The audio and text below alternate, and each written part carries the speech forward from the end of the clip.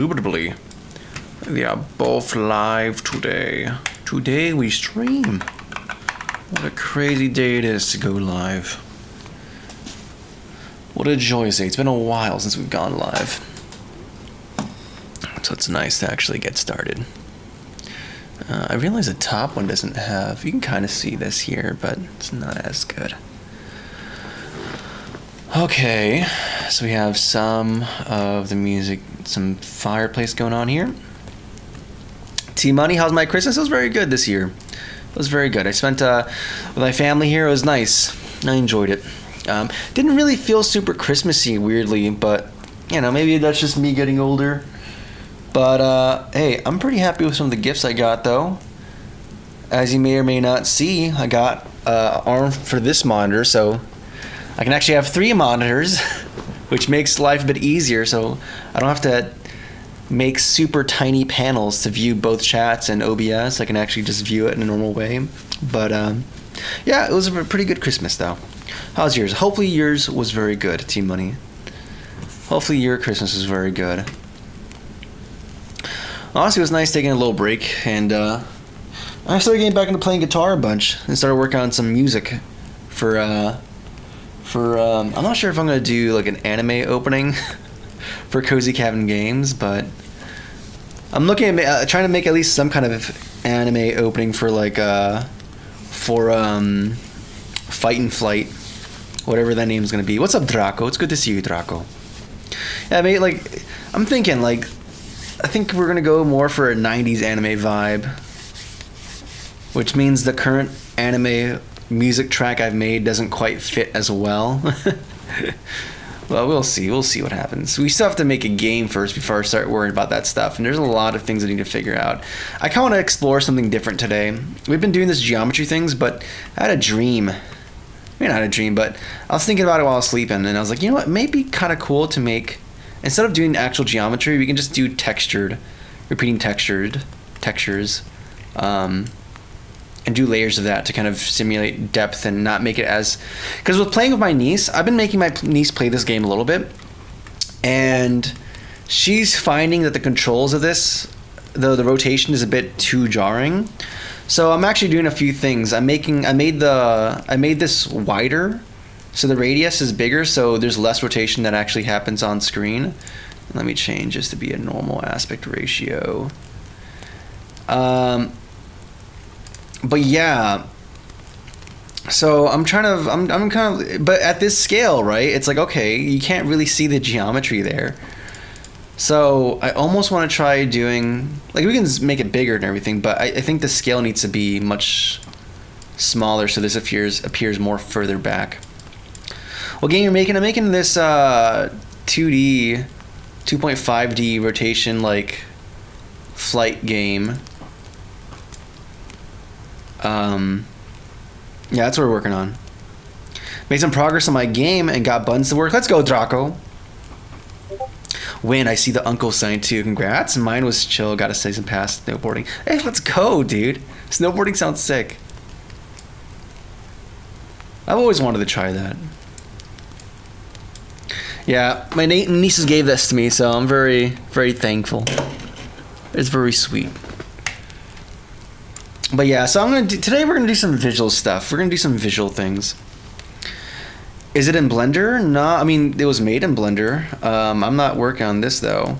I think what we're gonna do is make, I might disable these. And instead, because we could make this bigger and zoom it out and everything, but then it's gonna be, the scale is just it's too big for what it is. The individual elements need to be even smaller. So it's like honestly, maybe we just do texture. So I think I'm gonna disable all this stuff, and instead I'm gonna make a cylinder, and like this one, and I'm gonna try layering multiple spheres into this, or multiple like cylinders, and seeing how we have layered 2D elements on there, if that makes sense. And this is gonna be a normal material, like, I don't know, this, that seems fine. No. Yeah, cool. Subject to our lighting, I think. So we're gonna try stuff. How's the testing going? Good day, bro. What's going on, isopods? Yeah, so I've been doing a lot more testing with my nieces, and as you can see, like, we have a default scroll speed now, because them having to manage forward momentum is like a thing. So it's a little bit too much of a cognitive load, right?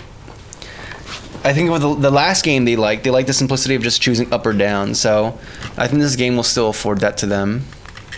But then people who know can choose to go faster and whatnot. So yeah, we're gonna try doing a few things here. I'm back a little later. Just saw you live. Had to stop by. Thanks, man. You have a good one, T-Money. And what's up, Timerica? I was thinking about you today. I was thinking, because I was like, this game aside, there's another game I want to, after you get Fight and Flight done, I really want to try making, I really want to try going back to working on Dot Dungeon. And let me pull it up real quick. Dot Dungeon's another game idea I have. Or I worked on a while ago, and I've been wanting to revisit it. Yeah, we're gonna start instead of starting new projects, we're gonna go back and finish old projects. That's the plan here. This is Cozy Kevin Games. Now I want to go to this one here. Yeah, and media. Let's see if I can find it. I know I have some gameplay videos here of the game. Here we go. So you had this game where you had it's like a dungeon crawler, and you had this dot board, and all the connections you make dictate what attack you're gonna do. So like if you connect the fire, the red ones, you get a fireball, and if you connect the gray ones, you get a sword attack, and the bigger the amount of chains you connect, the bigger the damage is gonna be. And the reason I thought of you, Tamerka, is like, all right, I want to go back to this. But before it was just like this linear progression, which is fine, and maybe it's cool. But I kind of want to revisit it and make it actual, like, make a graph, a randomly generated dungeon. And to do that, I can make it randomly generated. I did that for Crimson Crown. But I kind of want to actually make fixed design dungeons where we just make a discrete connection graph of everything. And I was thinking through how I'm going to, like, if I go through working on this game eventually, how I would make a file format to serialize this data in a very kind of tight, lean manner. Which is why I thought of you when coming to fact. I already have an idea of how I want to go about it, but I was like, oh yeah, node graph. That's something that you're down about. Though this case is a bit more simpler because, like, I know the graphs, the nodes are always going to be of degree 4, but still, it's something kind of cool that I'd like to go back to eventually. But anyways, that's for the future talking. Right now, we have to get a game done. How's the testing going? And the tester still in Essentia? I'm going to check it out in a bit. I don't really... I just need the high density one because we already validated that the shader works with the normal stuff. The biggest thing I'm looking at, and I feel bad, and I mentioned it earlier too, in testing this game with my nieces, I find that the geometry can be kind of not only distracting, but also very kind of tricky. So I'm going to make an iteration with just flat textures that are tiling. Also, I'm going to change this like shade, like this grid thing. Here's what's going on here. Right now, my niece really likes the 2D version of this game, the old school 2D version. The issues with the 3D was that she didn't like the rotation. And specifically, because it's kind of jarring, both with the background details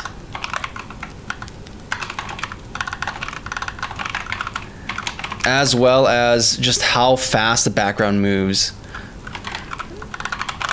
move speed. So I'm trying to see if we can still keep the cylinder movement, because I like it a lot, but if it's not fun, it's not fun, right? So something I'm trying to do to address it is that I'm going to try a version of this with either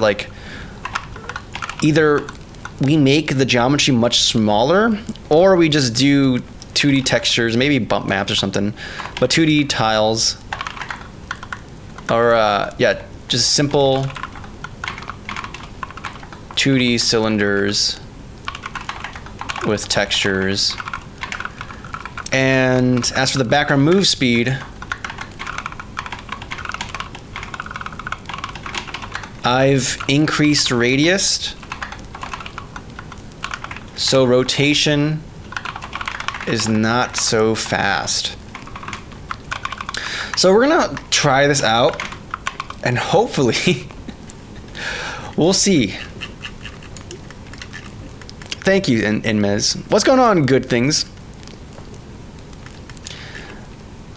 You know, I always see stuff online about how advertising indie games is hard for people, but I always find that hard to believe because we have access to many different ways of advertising things, from just making a TikTok or Insta page for your game and posting pics like a story. Yeah, there's a lot of avenues that exist. There's also a lot of competition or occupying that space. But I think if you have a very focused niche, it much better work. It better works in your favor.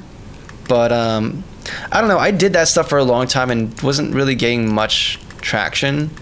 And only through streaming did something started changing. And even then, I've been streaming for years. It's only this past 2 months or 3 months where things changed out of nowhere because of the shorts feed. But that's a whole different thing. Hello from India. Hello, Bhushan. Good to see you. Anywho, let me see. So we're going to try some stuff. Today might be kind of an art day, because I want to do a couple things. I want to do this. I want to do the VFD displays, or the 9-segment display for speed as well, so you can see how fast you're going. I think I'm going to do that plus an actual speedometer gauge, so there's a visual indication of how fast you're going, because I think, I didn't really think about it that much, but it's something that kind of merged. My niece really likes the original game, and I'd like this version to be something she likes as well. So, yeah, but keep in mind, reading at that age is not, it takes a little bit of effort. So as well as having numbers, I want to have some easy visual indicator that makes it very clear and obvious that this is what this is. So, 128 by 128. And we're almost going to approach developing this or doing this art as, here we go. What was it? Tyrion? Yeah, there's a side-scrolling game. No. Why do you do this to me? Oh, man. Tyrion game shooter. Yeah, I think I spelled it wrong. This one here. So I might approach it this way, where we have multiple layers of cylinders, so there's kind of this parallax effect that happens, but still keep it somewhat simple so it doesn't distract from the foreground elements. I don't know, we're gonna see. We're gonna see what happens. In fact, I even have some test stuff we can use. So we're just gonna work with this and then go from here.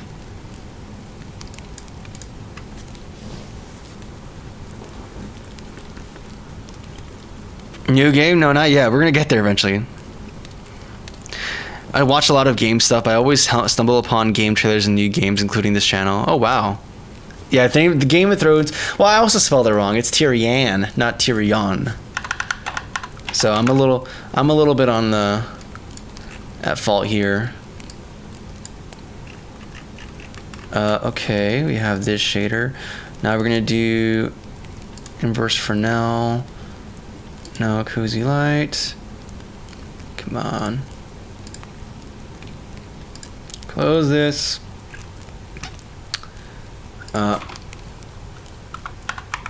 FNF cylinder planar surface. Hey, there we go. Okay, and then size are going to be much bigger. And then I might have to change. I'm sorry. What? I am. Why is this popping up? I'm clearly clicking the.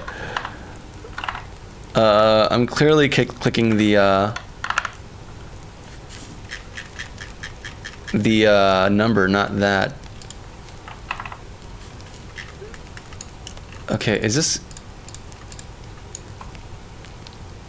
like so much visual noise? Oh my goodness. What is going on? What is going on here?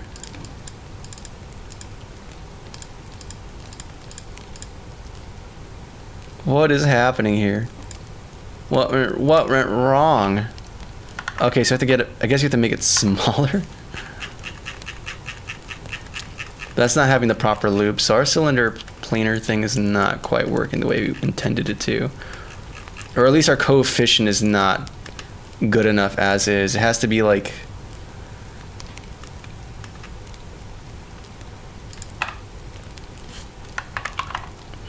Yeah, we have to modify this a little bit. I have this magic coefficient here somewhere. Yeah, this guy here. That we have to like do something different with. How does that work? Okay, that looks much more palatable.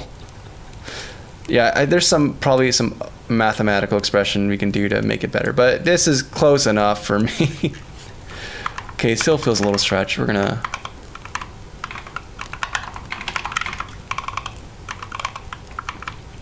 Maybe you have to factor in radius to it or something.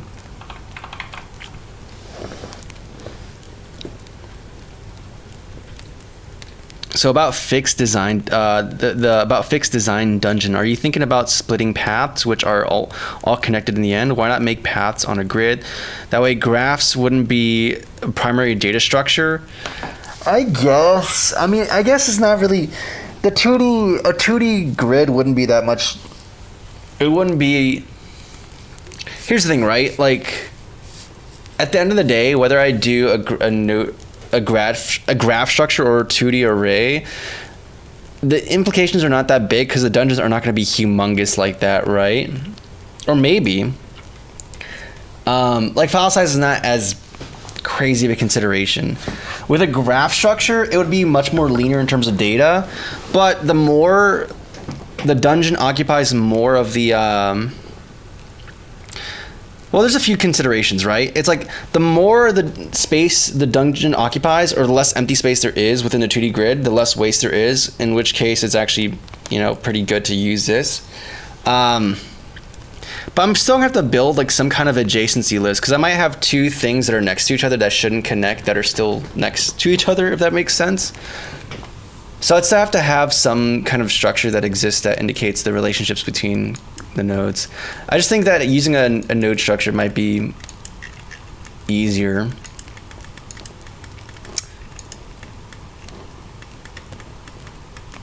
I don't know.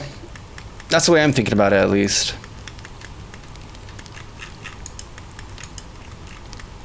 But ultimately, like, the amount of data, like, if I'm gonna have a massive world, then like, and there's not, how should I say this? If it's going to be a large enough world in terms of length... Okay, let me better express myself. Let's Excali draw this. This is for a different game, but whatever. The more data that's kind of wasted there... Because if we do a simple 2D struct and then we have like each slot contains... like each slot is like a...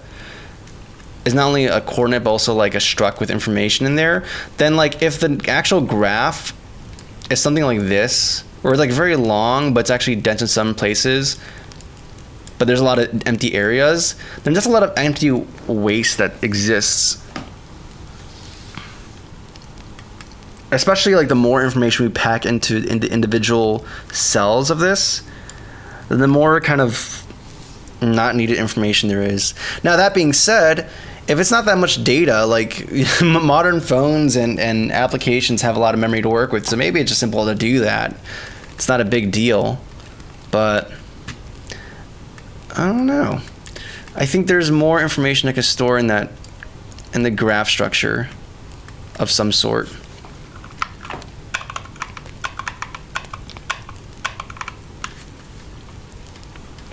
Design-wise, if you're going to, for semi-3D look, both methods are good. You can, yeah, it's gonna be a 2D game fundamentally.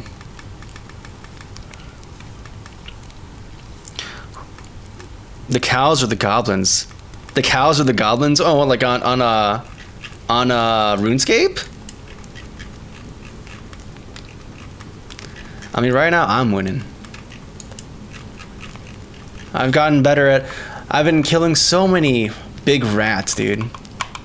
I used to run away from them. They used to aggro on me. Now I'm bigger, stronger.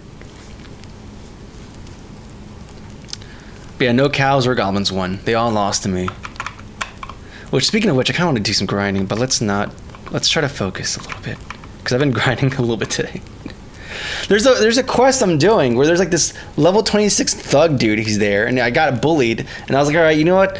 I'm not gonna deal with this. We're not gonna handle this with disrespect. So I went to the rats and the frogs, and we started beating the brakes off of them. Okay, just leveling up, grinding. I went from like a level, I don't know, I think like 10 to 20. I think. Yeah, I think we grinded 10 levels of combat specifically. So I got 6 more to go until I can fight my schoolhouse bully and get that quest done. It's not even part of the quest. I could probably sneak around it, but I just I'm on a mission. Okay, we're on a mission. Also, I'm thinking about this. I'm gonna duplicate it. We're gonna make another version of it that's a little bigger, and we're gonna do something here. We're gonna do something here. Cause I almost want to do like a map structure where it's like you know what, terrain maps, you have a few textures. You have something called a control texture that indicates what visual should be there. Should I be showing grass at this point? Should I be showing stone or whatever, right? And then you have the actual textures you're using for that. For something like this, I almost feel inclined to do that, where we have one texture that's meant to represent, hey, there's gonna be some empty spaces here, and then there's one that's gonna be this, and then one that's gonna be that. Oh, brother, it's gonna be so involved, though. I'm basically gonna have to recreate my terrain, the custom terrain editor, just to do this, which is dumb. It's an easy thing to do. Yeah, rats are great. Rats are great because you actually get meat from them. So I fight a bunch of rats, I get some meat, and then I cook him, and I get to level that up as well. And then after that, I eat, and I get my health back, and I go back to beating rats. Maybe a level 10 frog here and there, or a level 13 frog if we're a little spicier, but this is not pre-recorded, Locking Wiz, dude. Get out of here, man. What's your RAM and processor? Here you go. I mean, there's a system thing here. Command, which by the way, we have a help thing. What's up, Ponder? And what's up, Grundalizer? And a 90s PC? Not just a 90s peripherals. We got 64 gigs of RAM. And, what was it? How many threads we got going on here? Well, 24 virtual, but 12 actual cores.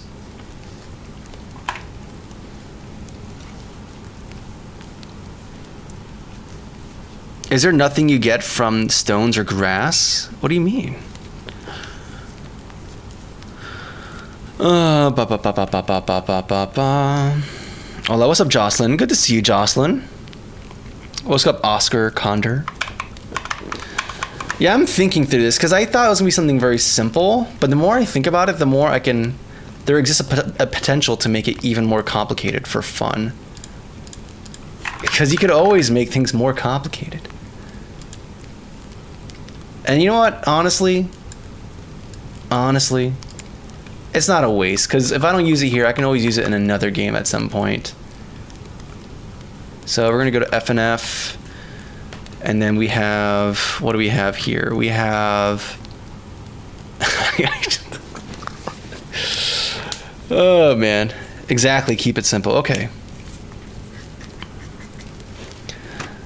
Yeah, RuneScape has started to invade more and more of my life. Like, I started about a week ago, and I already have like 20-something hours in it, which is kind of a lot for me.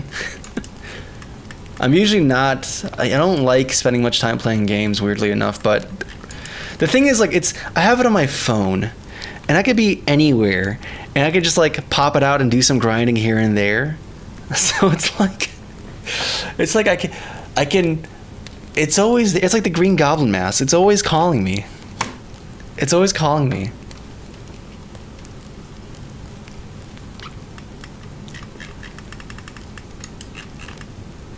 It's always calling me, man. Okay, we can do, what are we gonna do here? I just want to prototype this. I don't want to commit too quickly to doing the thing I have in mind. And I'm trying to think of what is the simplest way to go about this. I'm gonna duplicate this cylinder. I don't know, layer. You can call this a layer. I don't think this is gonna be that hard. Famous last words, but I don't think this is gonna be that hard. So we have our. In fact, we're gonna keep it super duper simple. Okay, super duper simple. We're gonna have a main text and we're gonna have a control map.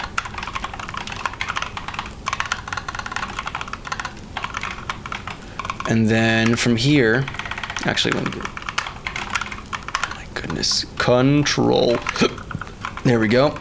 And then where our texture is.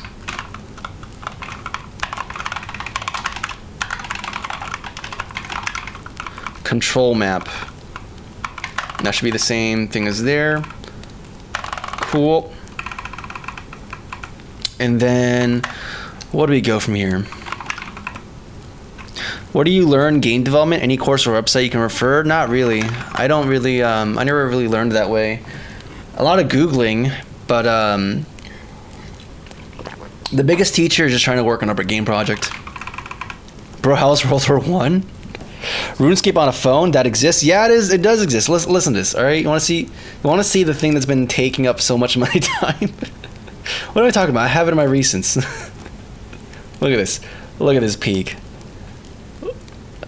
Honestly, I could just have it right now. Yeah, brother. Yeah, brother. And there's my dude. There's Sir Cozy. Sir Cozy's right here. And then we can just go kill some rats. And you can see how this becomes a problem. Like, I was in the movie theater watching a movie with my nieces, the new SpongeBob movie. And I'm not gonna lie, I popped it out a little bit once or twice just to, you know? Anytime not leveling is time wasted. Why would you not be grinding?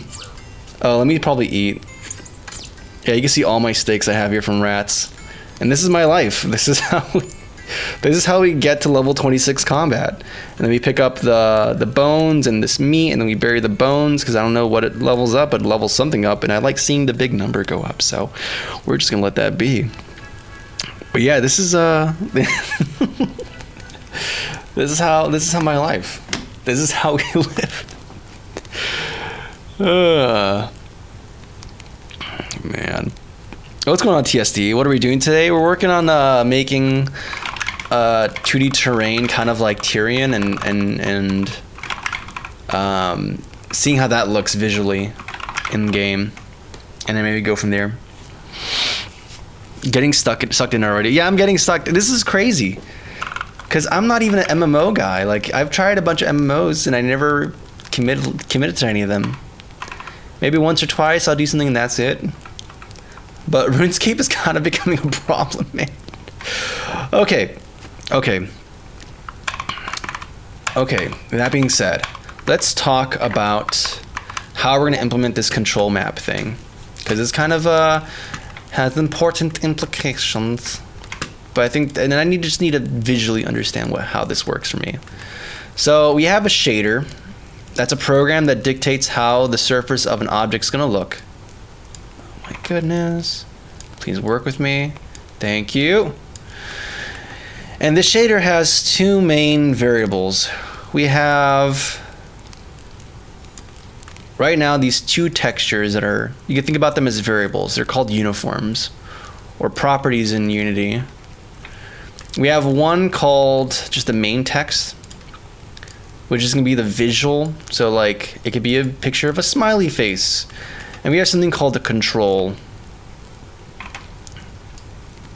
Oh my goodness, stop.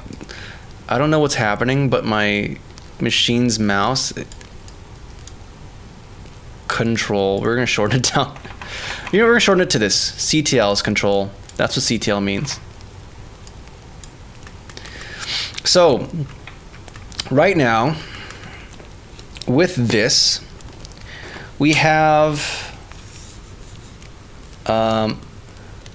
this cylinder that exists. Oh my goodness. Oh my god. My mouse, my Wacom tablet is not mapped correctly right now.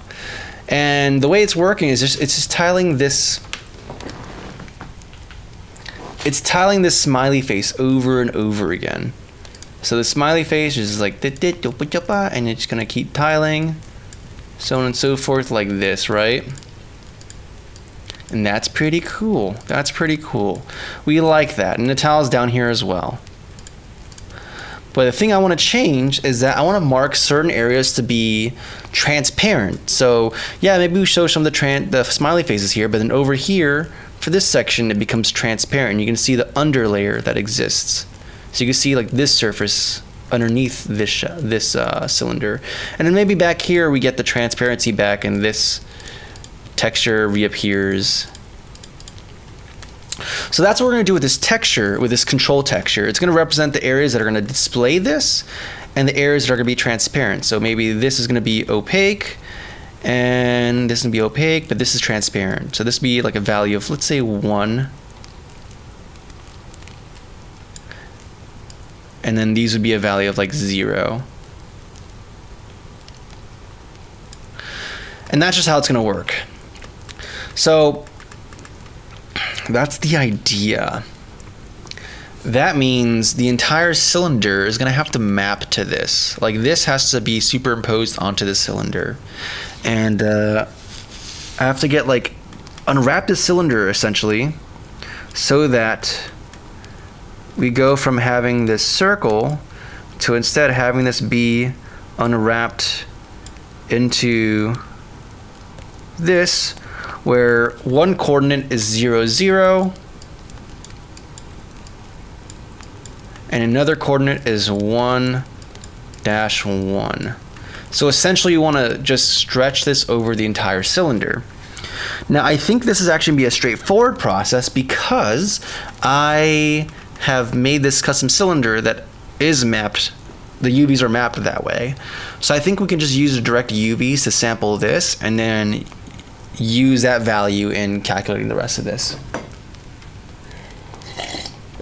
So I think this should be a fairly straightforward process. I say fairly because, as you may have seen in these streams, nothing is ever quite as simple as you'd imagine it to be. So we're just gonna try attempting this, and then I'm sorry, what is a read? There you go. Close. So we're going to just attempt this. So I'm going to go into here. We made our new shader. We're going to call this, it's called planar surface. Now we're going to make this planar layer. And we have our 2 variables. We added the uniform here. So just for those who don't know, these are properties in the shader. These are the actual uniform data that's going to be applied across everything, across the function calls. Any questions at all? Should I put a license to my game repo on GitHub? If so, which one? Simple game, though. I don't really know, man. Like, I'm not making my repo public, and I haven't looked too much at licenses, so I can't really give an informed opinion on that. It really depends on what you want to do. We planning on cramping information on the RGB channels of a texture? Yeah. So I think I'm going to do a very simple thing where, because there's a cooler version of this that I've implemented before for the Unity's, for Unity terrains, where right now like each pixel here is like a channel with 4 float values, R, G, okay, don't believe me, B, and then A. So the simple thing, because we only have one texture here, is that we have just one channel that's going to be either 1 or 0, which in this case, it can be just the alpha. If we want to be cooler, and I've done this, we can have use these other values to indicate if you want to use other textures. So we can have, this could be texture A, and we can have another texture B, and then C. And the way Unity does it with their terrain editor is that they have one texture B bound to R, and then a texture B bound to the blue channel, and then texture C bound to the B channel, or RGB. Gosh, I cannot draw with a mouse. You can do that, and all of a sudden, not only can you dictate, hey, we're going to display something here or not display something here, but instead you can actually display other textures and even blend between them. If you don't want to do that, you can do something even cooler, where you partition the values into individual channels, and now you can have way more than just 3 textures. You can have a bunch of textures, and that's the implementation I did, because I'm too fancy and cool. Let me check the Discord 1 second, because I think I posted it there, if I'm not mistaken, where we have our custom. I made a custom terrain editor for Unity, where you can paint tiles onto a terrain. And if you look here, also we have a new friend here. Welcome, Oscar. Glad to have you here. Let me go up to dev updates real quick, because it's from a while ago, I think. Is this it? No, that's a custom lighting thing. Oh, I think it's this one here. Yeah, so here we have like all these textures, and then on a Unity terrain, you can just paint from this palette of textures, or from this texture atlas. So your normal Unity, you only have 3. This one you can have as many as you want. There's just no blending, though we can probably do that as well. So yeah, we're doing a very simplified version of this, because I don't think we're going to need to do that, nor do I want to deal with that, but it's a thing. Yeah, well, it's because there's no texture on it, Draco. We're going to do that right now. Is it hard to make a 2D game for you? No, 2D games are really fun to work with. 3D is where things get weird. And I think a lot of the weird stuff that happened in this game is from me making it 3D instead of 2D. Looks like it lacks auto tiles, where it's not an auto tile. That's the thing. We're not using tile rules to define this stuff. It's a manual process, which for me in this game, it makes perfect sense for how I want to go about doing things here.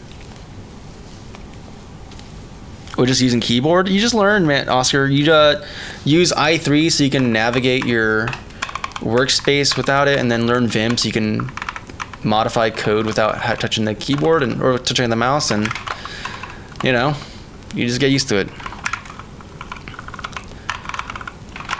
What types of games do you all like? I like racing games, and I like RuneScape right now. Apparently, I don't think I like MMOs in general. I just like RuneScape in particular for some reason.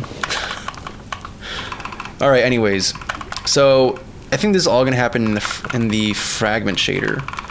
So we have our sampled color here. I'm sorry, how do we sample this? Oh, because we calculate the UV. Oh, 1 second. So we use our planar UV function here, which, okay. That means that we're hijacking this UV value with our triplanar value for one of the textures. Yeah, so what can I do? I can just add another one, I guess. Actual UV, or control UV, let's say that. Text chord 6. I don't think we use anything else for that. Yeah, control UV, and then we're going to pass the original UV in, and hopefully it just works.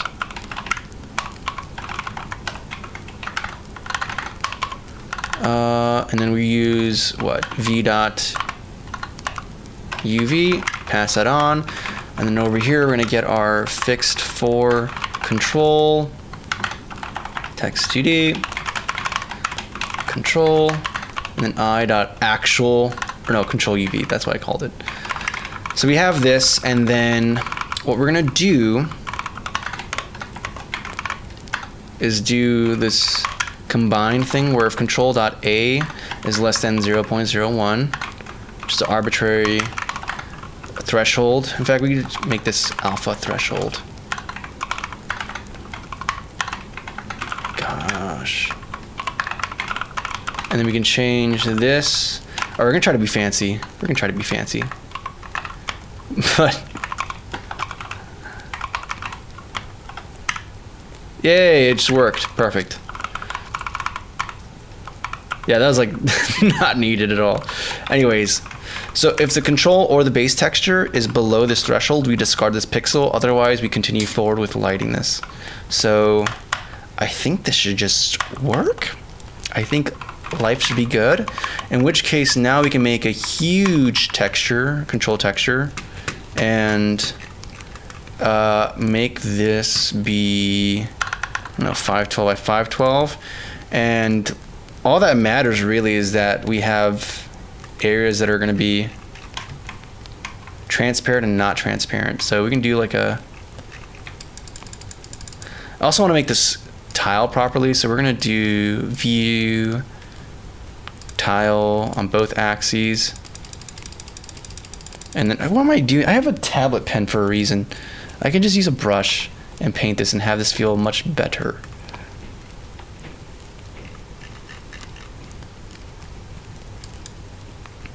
Yeah, I have a brush. And I haven't configured the brush. But we can deal with that. In fact, let me just deal with that right now, because this is bothering me. Okay, copy this. Okay, paste. Yeah, ever since I added the third monitor, things have been kind of weird. And we're not going to do a gradient. I'm sorry. Is this moving over here? It's like combining everything. Why? Why? My tablet is not just bound to this. It's like encompassing all the screens. I don't want this. Okay, list device. Yeah, this is how we do it. Unless it's not 12. In which case we have to do this guy here. List active devices. And then, oh, it's no longer 12. It's now 14 because I unplugged it. Great. Let's just do everything, just be safe. Okay, now this should just work. Beautiful, okay. Now we can go here, and I could paint and make this a little bit bigger. Oh, I think it's overridden by the size here parameter. Yeah, we don't want that. So we're just gonna paint something here. Nothing fancy, just something, just enough to get the idea across. Okay, cool. And we're gonna save this as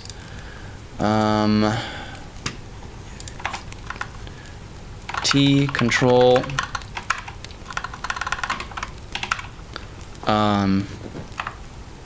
1. And then we can go into Unity. We can change this shader to now be the new one we've just created. No, I don't want to edit it. I want to go here, FNF, and you're going to be planar layer. And now we're going to search for T underscore control. No, CTL. That's what I called it. Ooh, you're not popping up, are you? Let's see if you pop up here. Yeah, there you go. I'm sorry.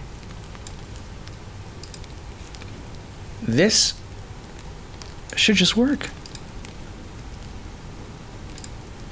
Why do you do this to me?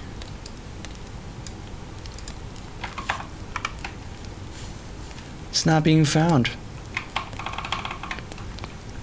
Is this shader not compiling? No. Highlighting, pretty sure it's Grubbox themed. Yeah, Tamerka, you got me. Notorious Kiwi, probably a frequently asked question, but is that a specific theme for your syntax hiding? Wasn't sure. Yeah, I'm using Grubbox. Grubbox Dark, I believe. Yeah, I'm coding a game. SJ Omega. Dang, coding's kind of hard. Now, it comes with time. You get it. I think iPads are better than those pads for drawing or explaining architecture concepts. I'm more used to using Intuos. I think when it comes to peripherals, it's just the comfort of the person who's using it.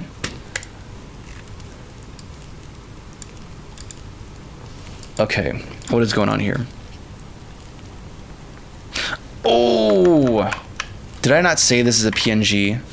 I say it is an ACE file. That'll do it. That'll do it. Yeah, that's an ACE file. Get that out of here. Get, boy. Yeah, there we go. There we go. And I'm going to do my pixel preset, but I'm going to make this be the appropriate size, 512. Apply it. We're good. We're a golden goose. I can drag this bad boy here, and then it works. It just works, guys. It seemingly works.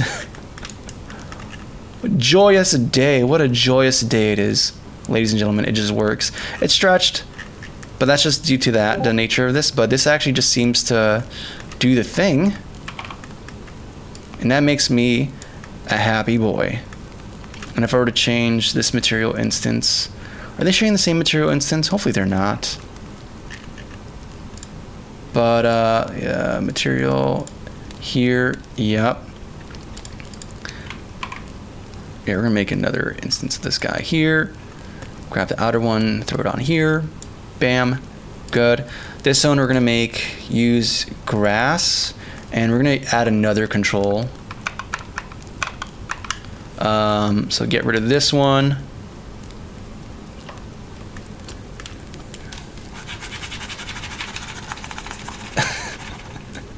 Whatever. 2. Yep, now you're gonna use CTL. Okay. You should exist. And you do exist. So I'm guessing just UI, Unity UI, not understanding that you are real. No. Okay, you just have to refresh. Perfect. Okay, and then the underlying one, let's grab you. Yes, sir. You are going to be using a CTL2. Nice. And let's just play it and see how it looks.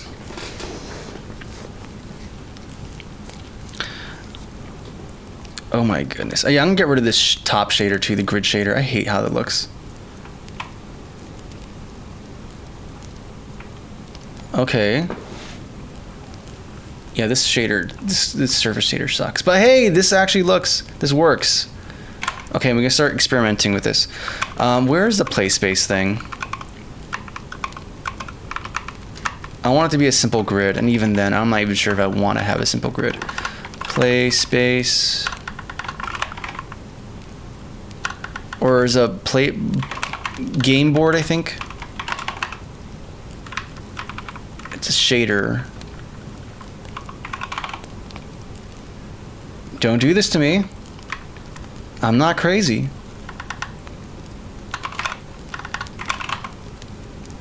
I'm not crazy. Play grid, of course.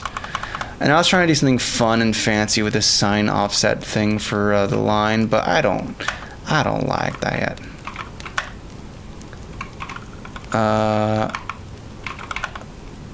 Translation. Offset. What is this that I did? Why did I do the things that I did? I don't recall, if I'm going to be honest with you.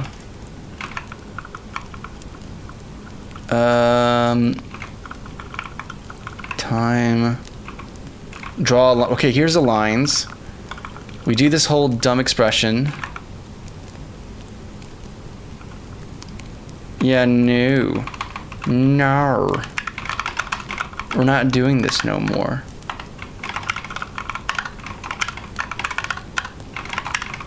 Now it's simple. Simples. Lag. It happens sometimes. Yeah, I got a weird error about please use keyframe frequency of 4 seconds or less. I'm not sure why it's saying that. How do you come up with the game ideas? It just happens. It's just fun. You just I don't know. I get an idea for a game I want to work on. I think it's cool. And it seems like a fun challenge technically to implement. And okay, I don't like this. So we're gonna do something here. We're gonna do something a little simple. We're gonna make this like 4.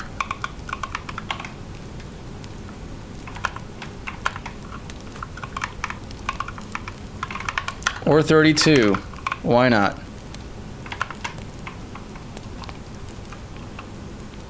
Not producing the effect I want. I just want the lines to be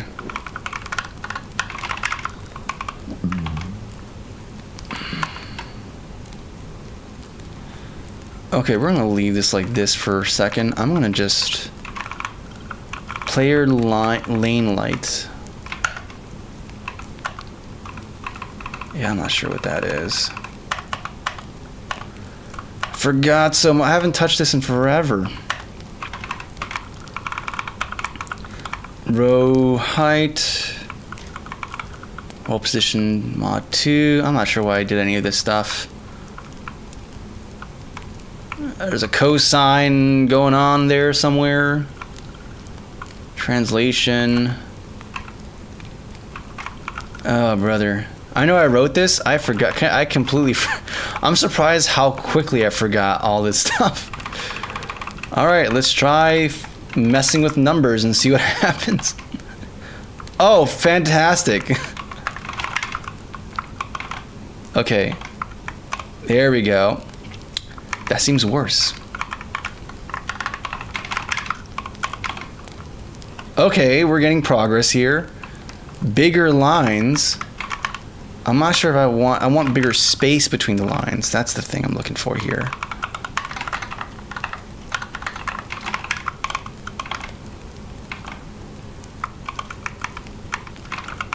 Yeah, I'm not sure I'm getting what I'm getting.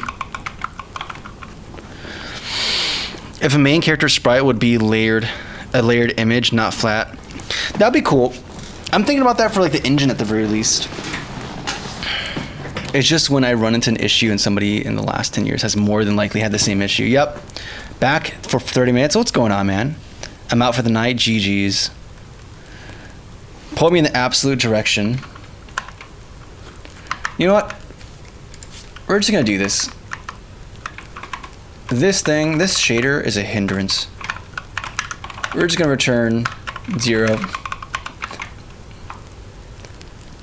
Oh, that's nice. I enjoy that way more. I mean, yeah, there's no frame of reference for any of the obstacles. We'll deal with that in a second. I can at least assess. And even with this angle, you can't see the stuff from the side. So you get like more perspective up front, but as far as the side, you're just kind of, yeah, like you're still like caught off guard a little bit.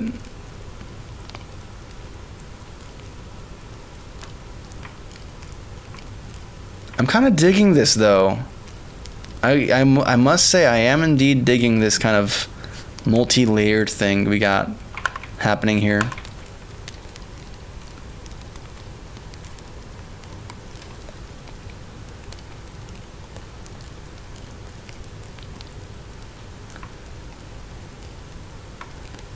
But I'm not gonna lie.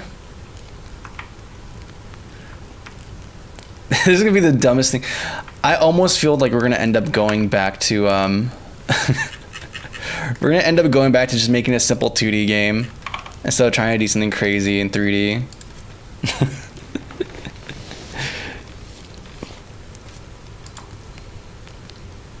Also, let me fix the skybox shader because it's wrong. Where is it called? Sky. what was it? Inverse Fresnel shader? Yeah. This. So I'm trying to remember why this is wrong. We're doing a dot product between the world normal and the... Yeah, no, not camera forward. We want to use... What do you want to use for this? The dot product between...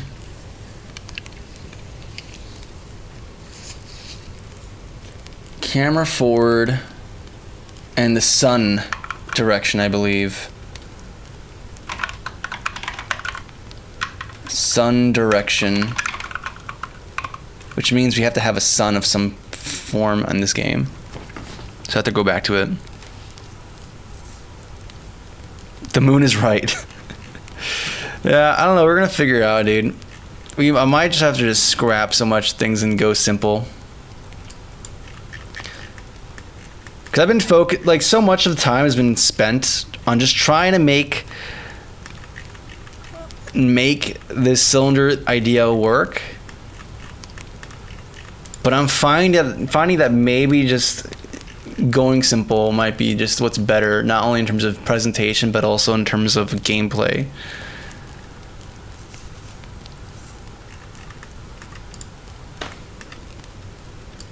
Which, you know, you have to kill your darlings, right? Like, as much as a cool idea that this was to implement, maybe not here. Maybe not here in this context. We need to do a different context for this to work. As for this, where's the lighting?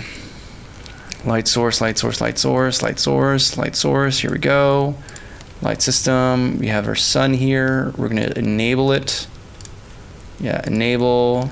You're back in the picture. Yeah, get rid of this. We're not doing that. We have the sun working again. We're going to enable you. And you should just be fine. And yeah, just send it. Let's see.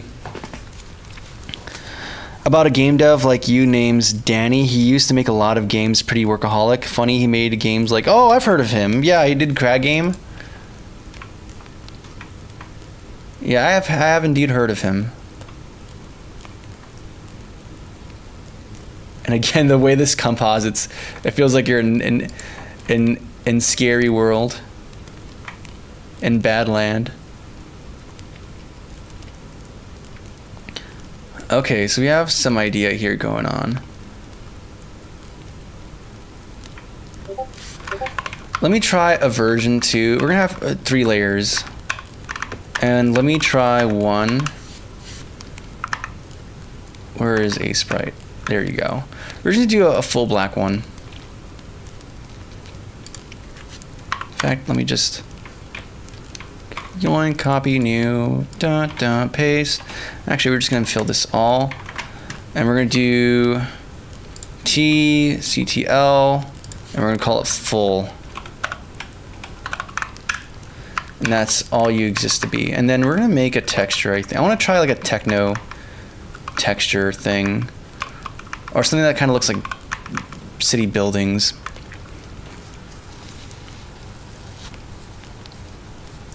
Draco, what's going on, Draco?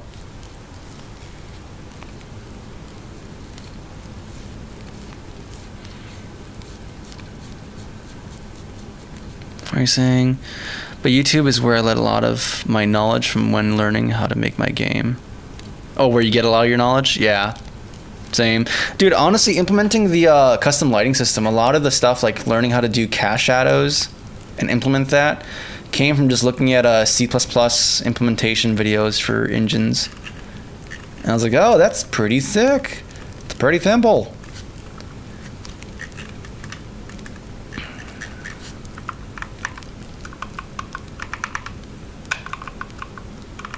Let's see here.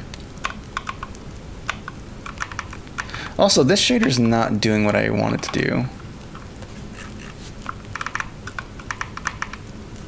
Which is that when this is facing the camera, We have a sun direction. What is going on here?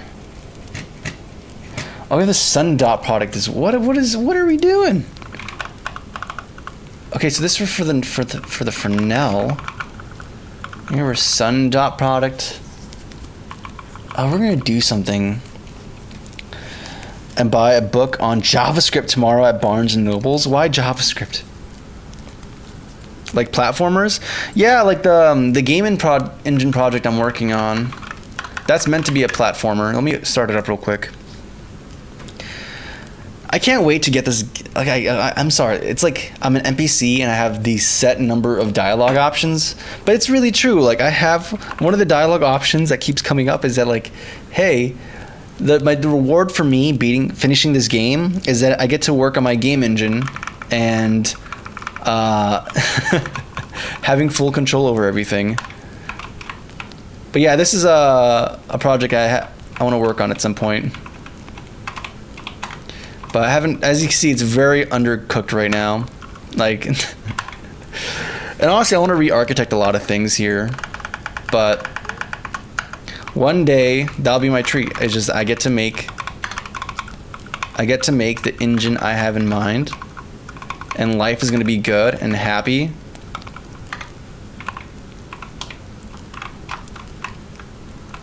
And we're just going to be happy, dude. We're going to be happy. And I'm going to have, because the whole game is that you're going to have this arm extending mechanic. So like a lot of what you're doing is latching into stuff and then getting propelled towards it.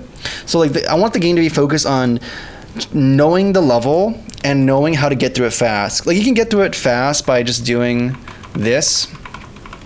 But that's one layer is that I want to have it where you can go really fast if you have good level knowledge where you don't even touch the ground. Like most of the time you're just grabbing onto stuff and getting propelled. So that's like one thing. And then the second thing is that there's going to be kind of a rich combat mechanic as well where like when you grab onto an enemy, well first of all you're going to control both arms individually. So you can like grab onto an enemy and grab onto like this thing that's going to launch you somewhere. And you can like swing yourself and like throw an enemy and it's going to follow the trajectory of your movement. So I want to have like this very interesting combat / platforming mechanic. So we're going to do that eventually. It's going to happen. So many game projects. I want to do Dot Dungeon. I want to do this. It's going to happen at some point. It's going to happen at some point. I'm going to figure out how to build a C project to Android, and then it's going to be over. Just GG's. It's going to be game over. Oh, you're making oh, that's what you posted. Okay, I got you. Got you. I know there are much easier ways to do this. No. If you're doing a web-based thing, you can't escape JavaScript. You can't escape it. It makes sense to fully get the knowledge. Also, what's up, John Sanusi? Glad to have you here, man. Yeah, I mean, I respect it, honestly. I think it's better that you work with JavaScript directly. Because I know I've talked about using TypeScript, and it works great until you run into a weird quirk of JavaScript, and then you have to go into this transpiled code that's been generated by a machine and isn't human readable, and it's like, all right, I feel powerless now. I have no power here whatsoever in this domain. Let me do one other thing too. There's something else I've been wanting to do, which is have the input for the player. I want to display stuff correctly. So I want to have an indicator for your relative joystick, so you can visually see where you're going relative to what. So let me just do that real quick. And we're going to probably have to remove the code from the player to its own module, but we'll do that when I feel like it. But right now the player doesn't have that much complex logic, so it's not the end of the world to just have the thing. We're going to have what are we going to have here? UI, raw image. Yeah, just a raw image. Base. Knob. Or I guess you spell it knob like that. And it exists somewhere in the game UI. Cool. And then in the player script, we're gonna have a thing here.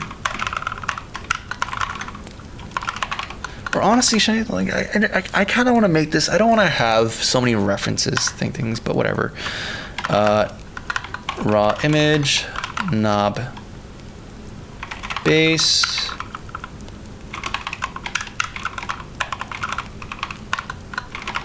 Okay, cool. And then now we have this raw position. Hopefully it's in screen space.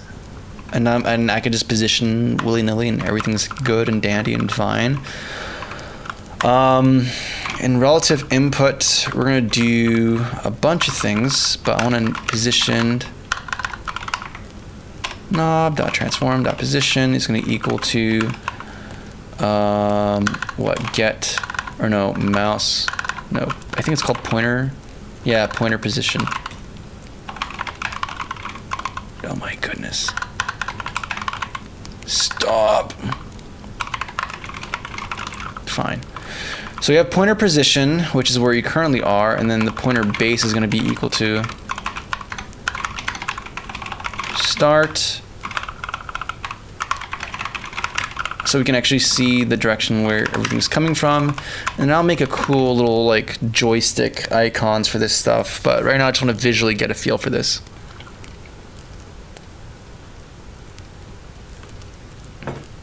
Okay. Are we gonna play?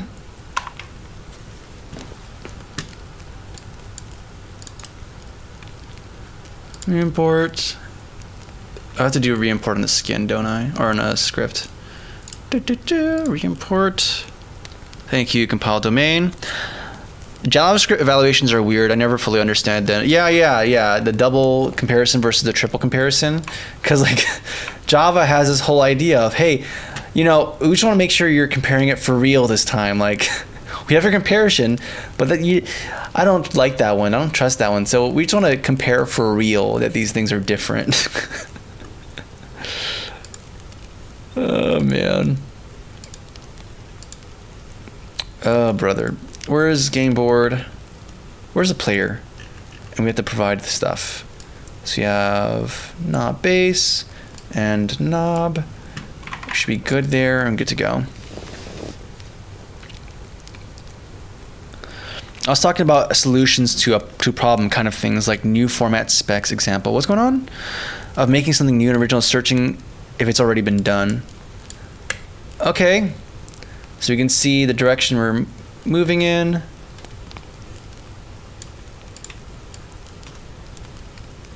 Cool, and it is in screen space, which makes life even better. Now, I don't want this to be, like if it's released, I don't want to display this at all. So, on is waiting. We're just going to set this to be, no, we're going to set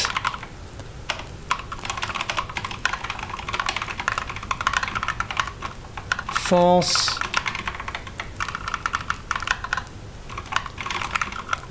Yeah, I don't know. I'm kind of, and this is bad practice to Mirka, like on my part. But I don't like searching to see if things have been already done. Like I know people look for papers, but there's the fun of making things where it's just like I just want to see how I would go about solving this from the ground up. Obviously for commercial things or professional work, that's not the best way to go about things, but at least for my personal projects, it's fun to be like, all right, how would I pioneer this? If I were a pioneer of this thing, how would I go about architecting or designing or approaching the solution? Okay. So false, now it's appearance. And then I also don't want this to be just the raw position. I want this to be like a normal. So we're gonna have like length equal like, I don't know, maybe 128 pixels.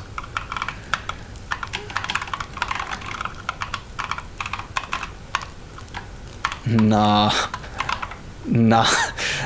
rod length. No, we're just gonna do, there's no way to word this that feels not done. Just call it length, whatever. Who cares? And then we're gonna do position is gonna be equal to get position minus minus what? Start normalized times length. So that's going to produce a vector with the appropriate length. Now we have to make it be relative to the start position, which I believe this should do, but I don't trust. No, yeah, I don't trust the parentheses, but we're going to assume that everything works correctly. And then if we go here, this should just work. Fake comparing and true comparing, you gotta get the good ending. It's kind of like asking to make a calendar or a clock app without libraries. Yeah, I mean, that's kind of my ethos, right? Like, you know, I don't need to make an engine, but I think it's fun to make all the decisions about how everything in the application is going to work.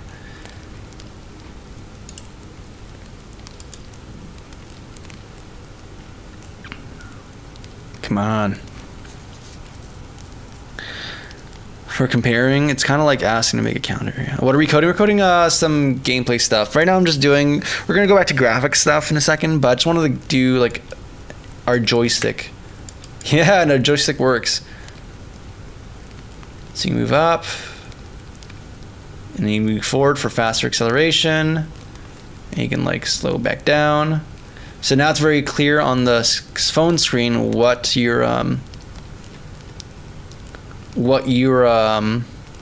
direction your input is. And you can make a little joystick icon for this. Maybe I should do instead of like normalization, maybe I should do min.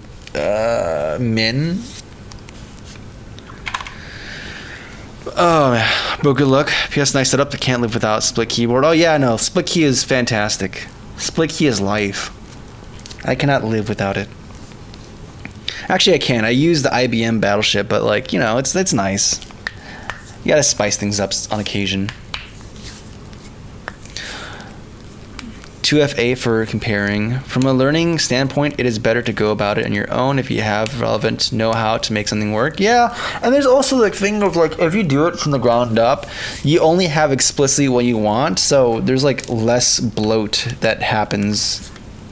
It's not the biggest factor, because like most devices are able to handle it, but there's something I like about just trying to be like, all right, we're going to respect the user's machine and try to not occupy more than we need, or do a bunch of redundant processing that doesn't need to exist. But that's less so from a place of practicality, unless you know the problem space you're tackling for your project is actually like no engine can produce what you want it to do, so you know it necessitates doing that. Or you know, there's also the angle of, hey, I want an engine that's optimized for me specifically, which is its own whole conversation. Okay.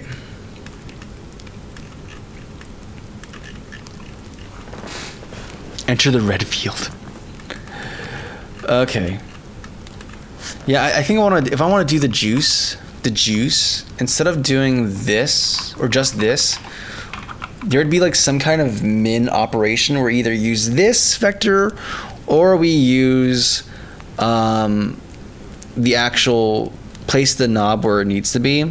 So like if your finger's here, instead of placing the top of it over here, we actually have it smaller. And then only if your finger exceeds the boundaries of the length of that, like, you know, arcade stick, that's the way I'm thinking about it, do you actually enforce this value here. So what do I want to do? You can do a math or vector 3 lerp, where this is like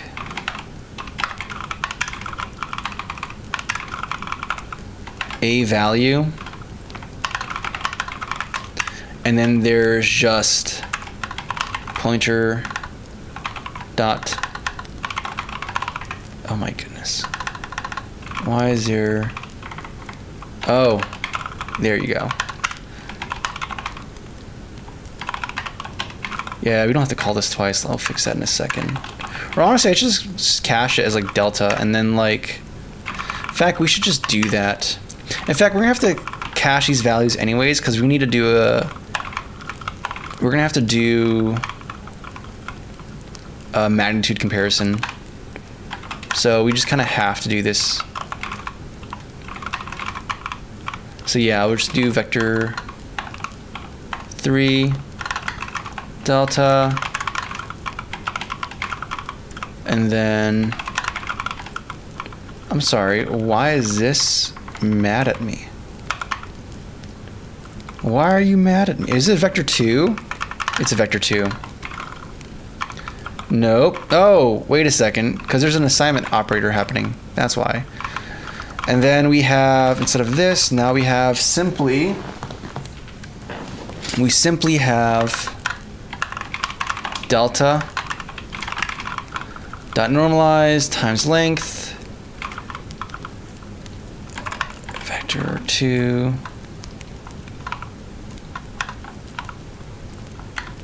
normal, and then now we can change this to be like, this is going to be, yeah, the normalized version of it. Even though this is not really normal, it's like a normal, but then like scale to the length of this, but whatever. And then this is just going to be delta. So the actual offset. So actually I should really just change this to be like fixed length versus delta, and then we're gonna do, I don't know. Do I want to do a math lerp? Because really, it's just one or two values. Like if the magnitude of this, a fixed length is less than, or if the delta is less than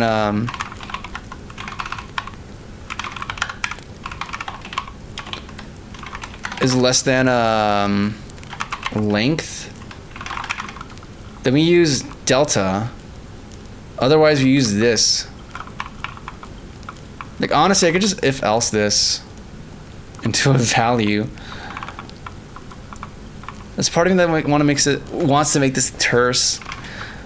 I wish you can just do float casting from a Boolean value in C#. You just can't do that, and it bothers me. It makes me so mad. I love that you can do that in C. Wait a second, can I do this? From Boolean to Boolean expression to no, it doesn't let me do that. Darn you, Dinkelberg, which means you have to do another ternary operator. If you're doing a ternary, you might as well just do the thing, dude. It's just, man.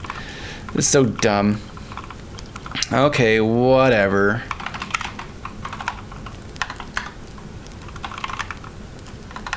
Final offset is going to be equal to, yeah, we're just going to do a ternary. Whatever. We try to be cool, but look where that got us in life. Why does my typing suck today, dude? I mean, it always kind of sucks, but today it feels especially sucky. Okay. And then finally, we're going to do final offset. Cool. And that should just work. 1 second. You seem very talented in this. Did you go to school for this? And how much did you learn on your own? Most of it, where I learned this from either on my own or actually at work. Yeah, school is helpful. You learn some things that are useful there, but most of actual practical knowledge I used 99.9% of the time came from work. Which is kind of this weird like cycle of like, hey, how do you get experience? By getting a job. How do you get a job? With experience. But honest to goodness, that's just how it is. Hey, now we have our thing now. We have our joystick looking thing. And it's irrespective of screen.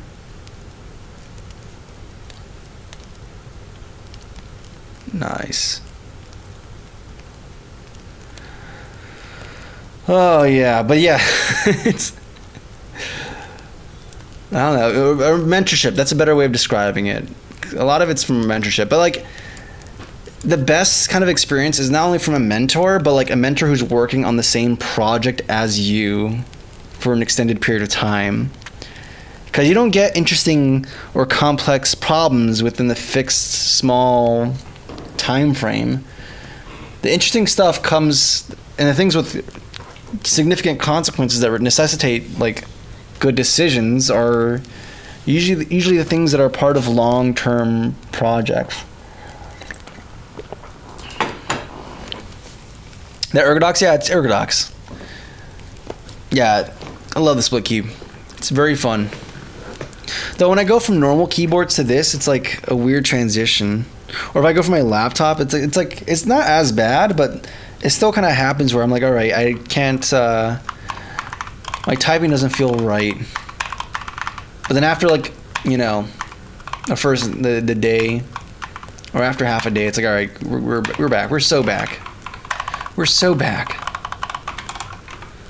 Don't need this search service thing. So we have our proper input. Maybe we want to be cool. We can do a little thing in Aseprite. If I can find it. Here we go. Like a little screen graphic.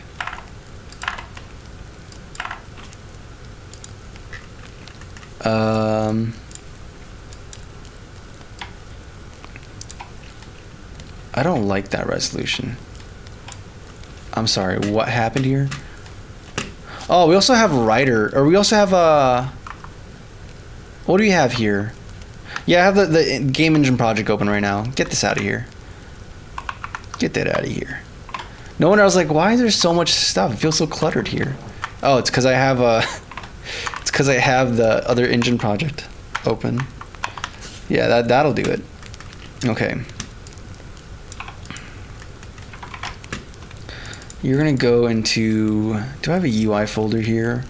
Graphics, home, shop, scenes, shop. I don't. Okay, UI it is. T, joystick, base, and then, oh no. This is not centered. No. Okay. It's fine. It's fine. It's fine. Do it again. Why does this keep happening? Why does my mouse snap away? Okay, here we go. There we go. And did I save it as... I don't want to save as an ACE file. I want to save as a PNG, dude. Okay, and then we're going to make another one slightly smaller.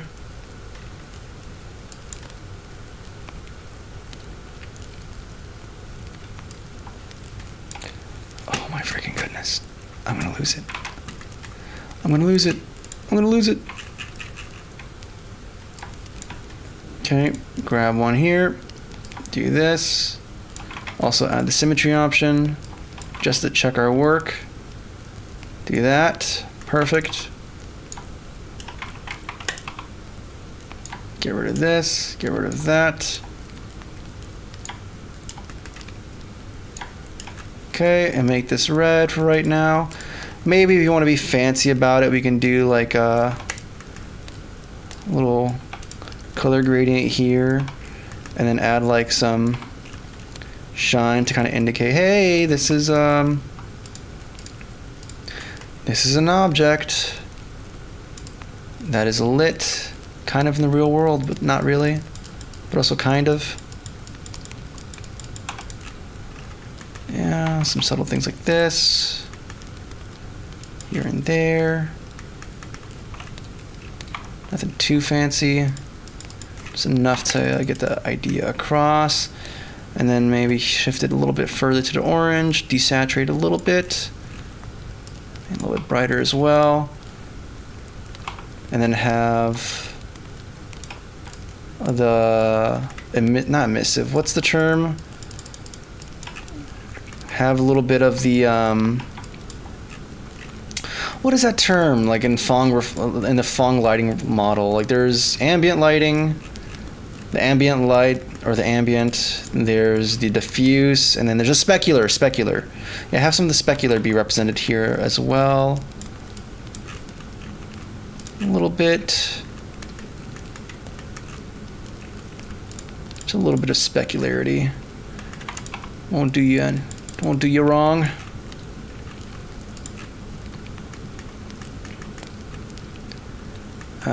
Maybe I should make this a bit more wider to make it feel more reflective than it actually is, or than it currently is. Maybe we need to add some more color groups to really sell this, because right now we're kind of approaching pillow shading almost,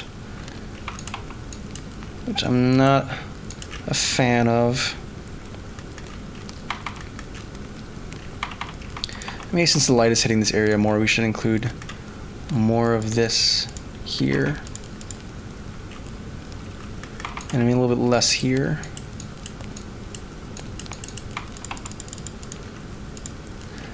Now it's like shading a ball is like the first thing you do when you start learning art, and I still struggle with it, man. All this time later, I still kind of struggle with it. I think these color groups are a little too far from each other. I think I'm going to include another one. Maybe this is too much detail. I don't know. This might be too much detail to have going on here.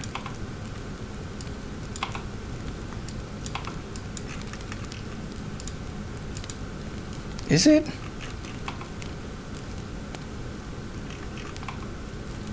Am I just crazy? Anti-alias, yeah. A little bit of that going on here. Smooth the transition a little bit so it's less jarring. More smoother in some respects.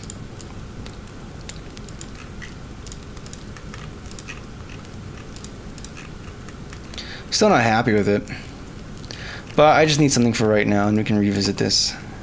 And maybe more specular details. A little bit more specular details. And then we leave this like as it is, because I can keep working at this all day. Like almost want to. Oh my goodness. Am I going to do this? This is what's going to happen.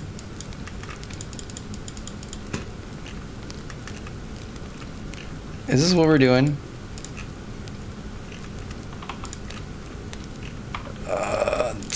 Stop it. Stop it. Stop doing this. Just leave it.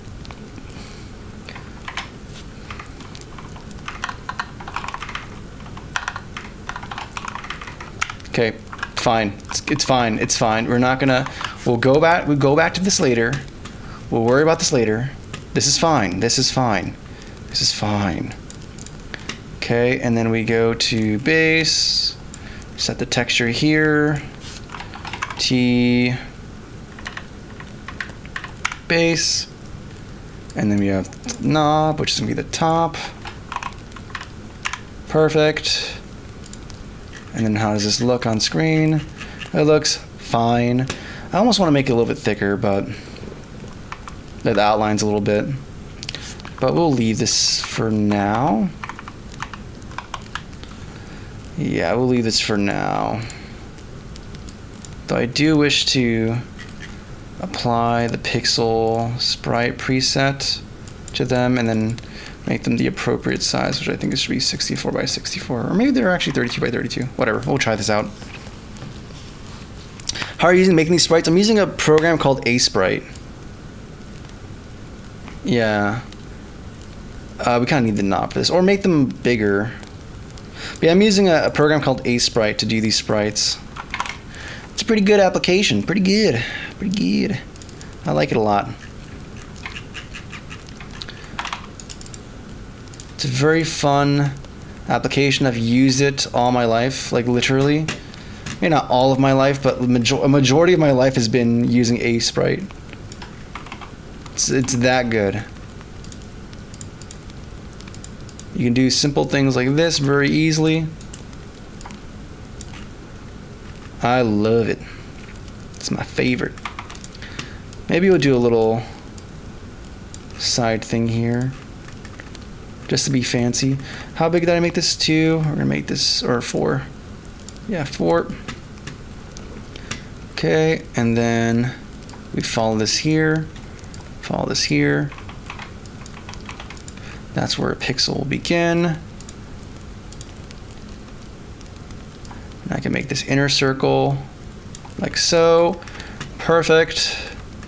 And then I can disable this, close this. This, oh, I should have left them on. Whatever. Okay, now we turn this off. And then we can do some lighting. We can do some lighting just to make this look even cooler. Because of course, this is the most important use of my time. But at the same time, I think it's worth making things good. So we're just gonna do that. We're just gonna make things good. So we're just gonna add a little polish to this so it feels like there's like a metallic rim.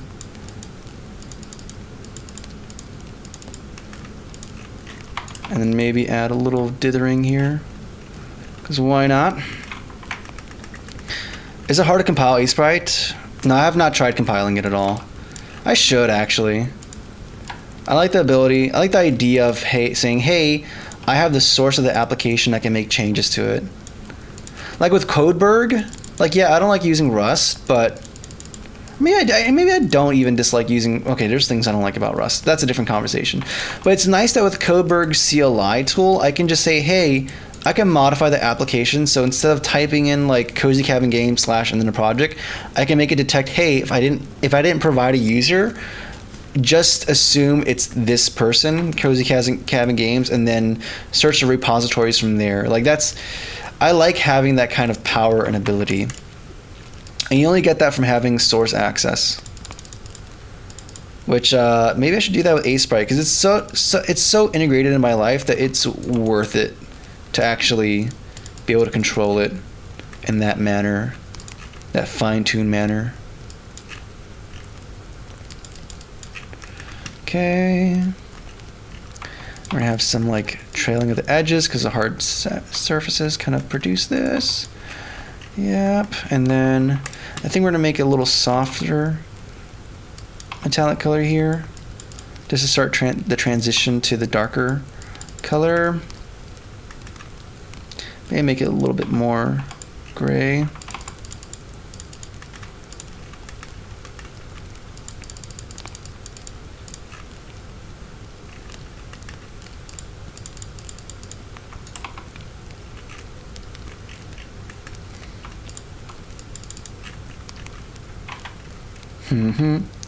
Do I like this extra color, or does it bring joy to my life, or does it bring it pain?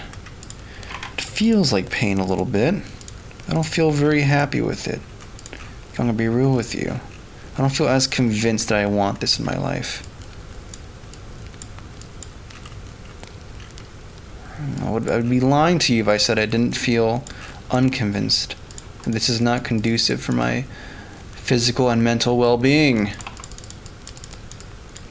Like Marie Kondo, this does not bring joy, so it must go.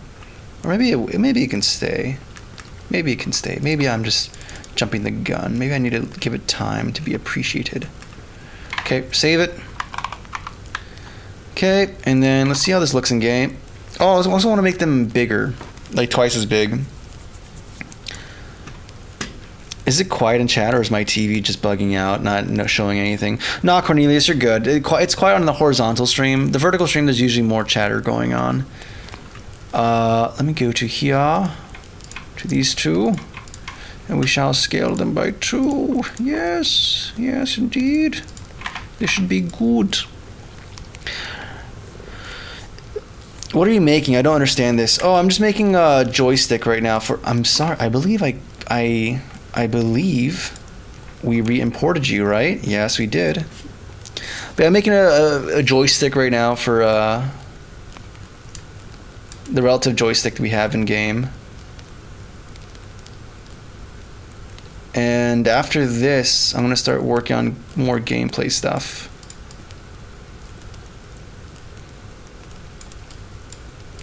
Yeah, dude, I'm not feeling convinced with this perspective, honestly. Like, yes, I can't see as much forward if I use the orthogonal projection, but at the very least, like, honestly, dude, this whole thing we were doing about making a custom, like, this infrastructure for having custom engine parts feels less and less of actual consequence. Because you can only go so fast before you start hitting things. So maybe freedom of customizing your engine is not the way to go. I know my nieces, they or at least my niece, she prefers, like, she seems more interested in, like, buying clothes for her character or different skins or whatnot.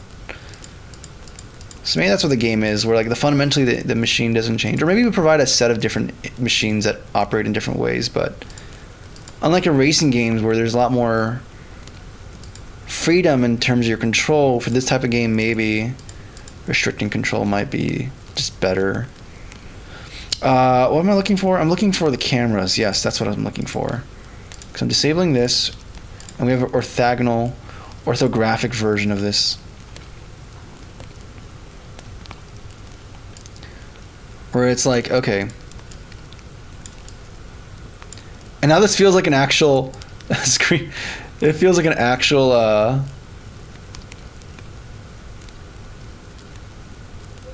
yeah, it feels like and we have the different layers here, so you have, like, this kind of parallax effect happening. I need to fix this, the parametric shader, but, like, 2D presentation, 3D presentation, but 2D camera angles and stuff. Yeah, that might be just the way we go about handling stuff, dude. But this is my first horizontal stream. I have this vertical one on my laptop, though, for chat. Oh, sick, man. Thank you. Yeah, honestly, dude. Honestly, as cool as the 3D. Because then, like, now we don't need to have the grids. The grids don't need to exist there. They can just be whatever they are. Now the question is, do we even want to have this cylinder thing in the background? Like, I think it's kind of cool, but at the same time, I think what we can do is have air warnings for, like, hazards that are nearby and display them on the corners of the screen. And the closer they are, they get bigger. Maybe that's how we communicate dangers to the players so they don't actually bonk themselves.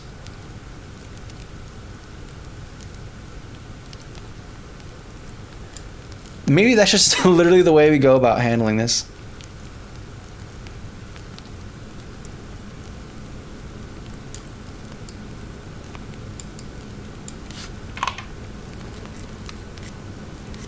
So out of curiosity, let's I'm gonna save this first of all, and I'm gonna reintroduce, I'm gonna get rid of the cylinder we currently have. I want to reintroduce the assets from Terrell, because I'm kind of curious, because with this more orthographic projection, maybe it could work fine. And because the radius isn't that drastic anymore, the environmental changes are not going to be as whiplash inducing.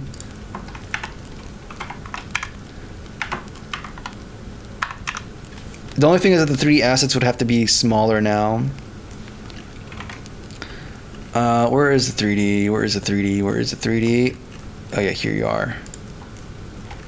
I'm sorry. What are you? Oh, I didn't disable you. There we go. So we bring back. No, that's not the one. Which is the one?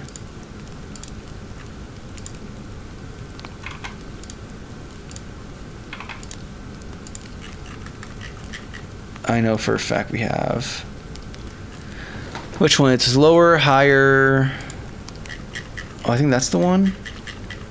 Doesn't have the textures though. I think it's this one.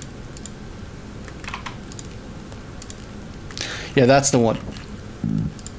The game view, make this a little bigger.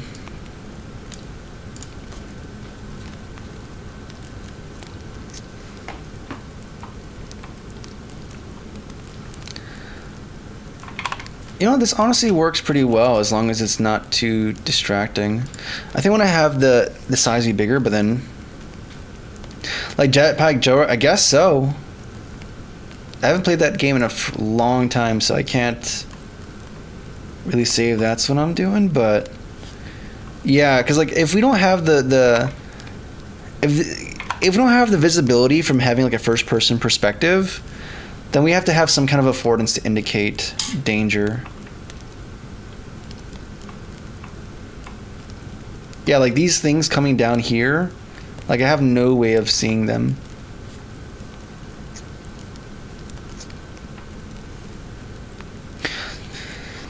The 3D looks cool.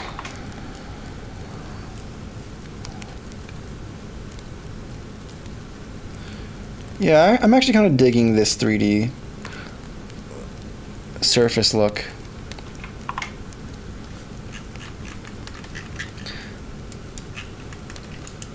So I'm guessing we keep this. And just get the scope a little bit different. I think maybe this is actually fine.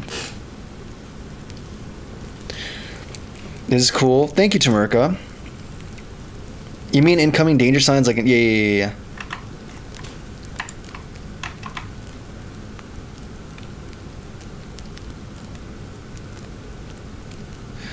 Yeah, I think I want to have these features be smaller so it feels like you're further away than you actually are.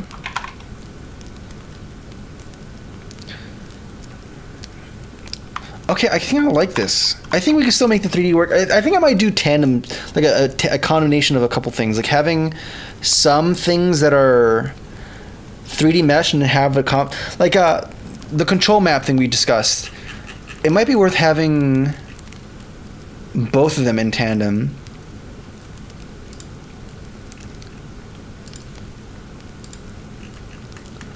Maybe not this one.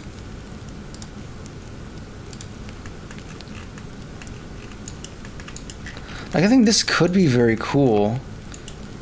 Where is the texture? This is the control? Nope. I want to add some more holes to this. Let me do tile mode both axes. We're going to use the eraser tool. Oh, that changes. Okay, never mind. Scale.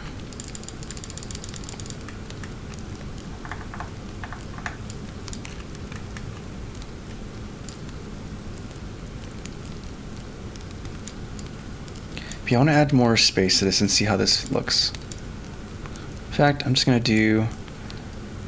Can we do a square shape as well? Yes.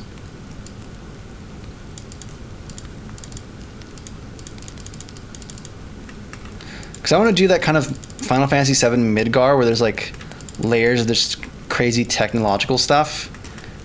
And then maybe there's like a little view into the underlying world that's underneath. I think that could be really sick. Pretty freaking rad, man.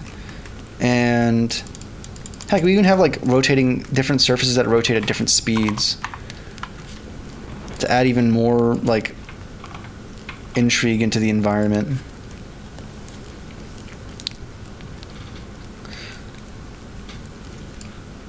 Yeah, like this. Like this could be kind of a cool combination.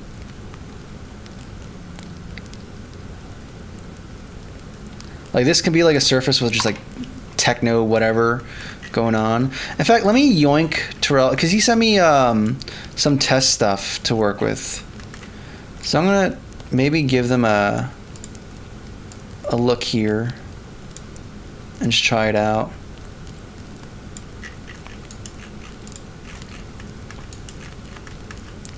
But yeah, I'm actually really liking this idea.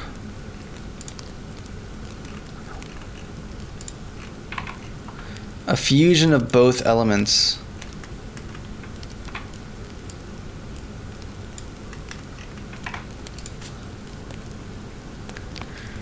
Do we, player, control forward momentum? Yes, you can. Right now it's not as apparent because the minimum operating speed is pretty close to your maximum. But yeah, you do control that. I might get rid of it again. Like maybe I have an option for like auto scroll and that's just off. You see, like that's killing me, dude. That's literally killing me. Yeah, look at that, and you see like some stuff get revealed underneath. Oh my goodness.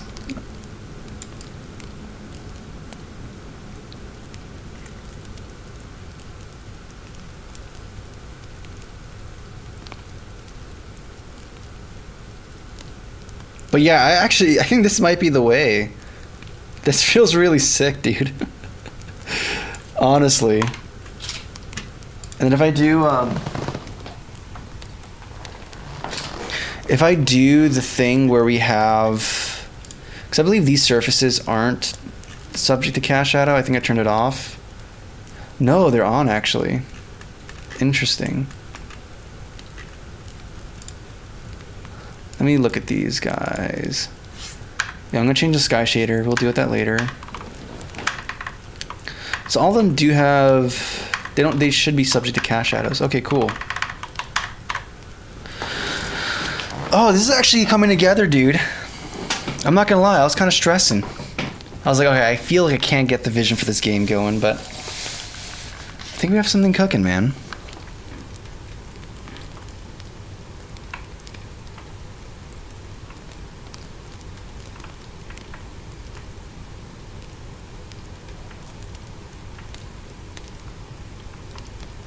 Yeah, okay, let's go. What's up, Popo? Glad to have you here.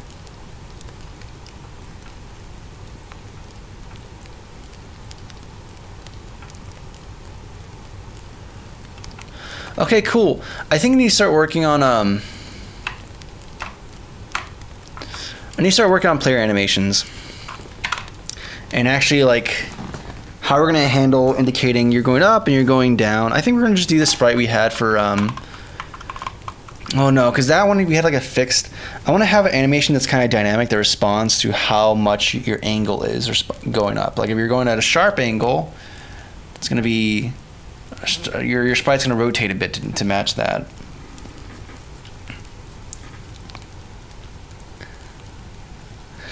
Make it where the character accelerates infinitely, but we can control the brakes. I mean, we'll see. I'm thinking about how we're gonna, because I want the idea of you being able to. It's gonna depend on what we do with the engine customization thing. Because I like that incentive of, hey, getting new engines means that you have a higher limit now, or you can change the limit of your machine. So getting one that has like a higher max speed, you know, it's gonna have significant consequences, right? But if we move away from that, then yeah, maybe that should be. You see what's happening with my mouse? There's something going on with like X11 where it's just somehow dropping mouse inputs. Like if I use my IBM, it doesn't do that. Maybe my mouse is just dying. I mean, that's just what's happening. Because the wired one is perfectly fine.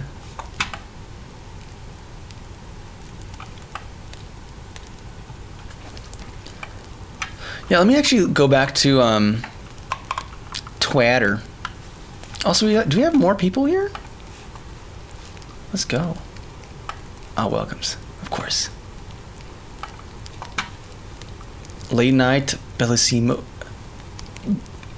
of a stream. Bellissimo of a stream. What does that mean? Nice. Nice, Melon. I dig that. All right, well, not distracted. No distraction. Let me go back to work. So, what are we doing here? I like the sketch for the character. I want to bring that back, actually. Where is... Here it is. So in an old version I did in Godot, testing this very idea, I did add this animation, a static animation of just going down or up. Maybe I should just do something like that again. We also need to fix the normal maps, because I love the way the normal maps look here on the character, and we're not getting that behavior for some reason. So I need to figure out what's going on with the shader, because I think this looks so freaking cool.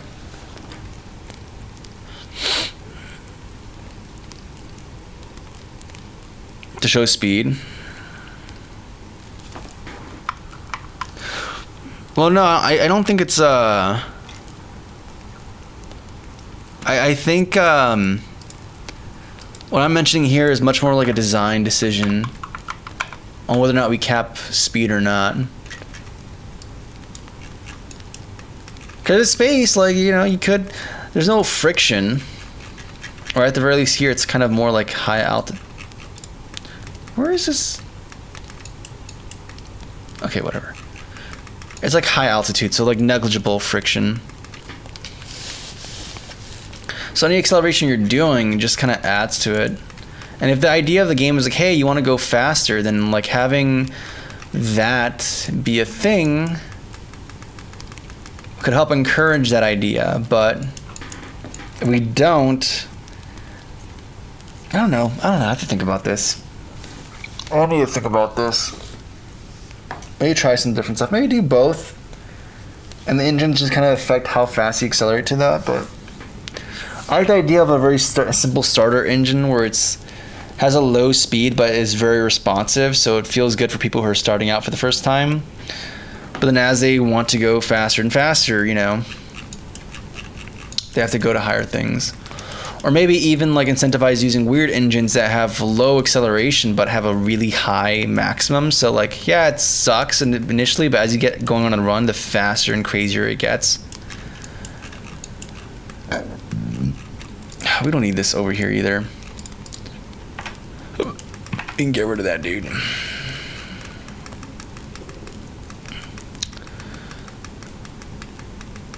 Yeah, things to consider. I think I want to work on some UI stuff. Unlike that display we mentioned.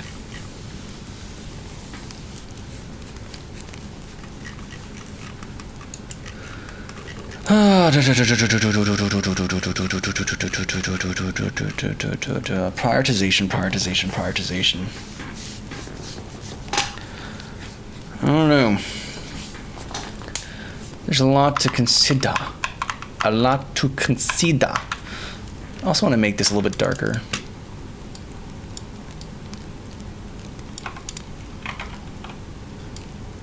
I do suppose this is like the... Yeah.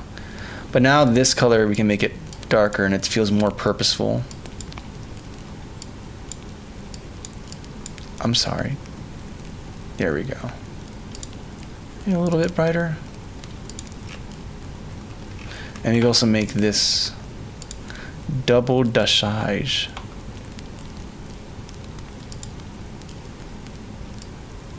Nope.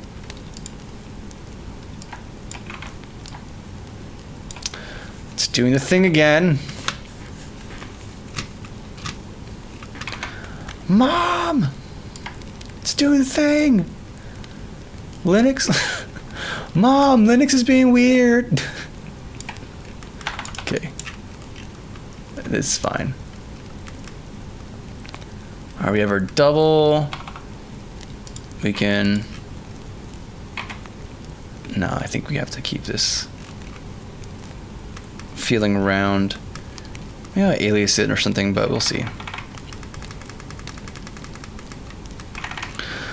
There's so much to consider here. So I need to work on like the obstacle generator as well as like the asset stuff. Changing the radius has changed things as well, so there's a lot to do here, man. A lot to do. What the lose condition, or maybe win condition, if your HP goes down, and then I want this to be kind of an infinite runner thing, but with discrete stages. Right now it's like an instant death because the starter engine has really low HP. I think I should probably change that so it could be a little bit more forgiving. In fact, we should probably start working on designing this engine visual or the car visuals where you can see the components change. Yeah.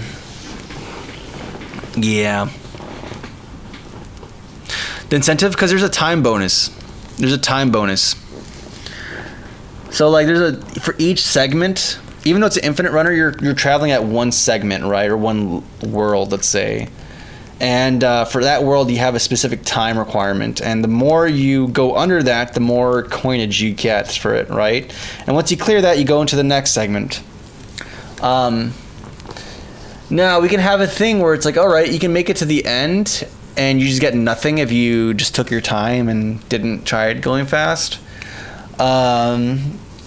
Or if you want to be really hard, we can be like, hey, no, you didn't meet the time minimum, so you lose. But, yeah, that's like kind of the idea. That is the idea we have, or we're operating with here. Let's talk about speed, shall we? Let's talk about speed, shall we? In this UI. I want to make a, so let's do, we're going to do a thing. I'm going to do like a 9-segment display for this speed. So I'm going to make a thing just for displaying that. Maybe just make it one texture and then you index into it. What's up, VQ?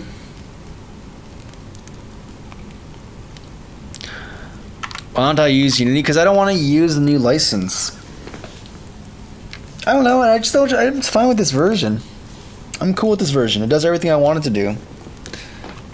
And hopefully, if all things go well, actually no, there's 2 more games in the pipeline we need to finish.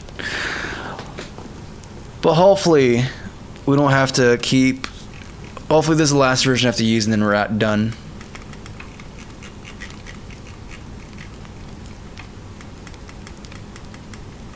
Thank you, IDK. That's a good theme. I enjoy it. New license.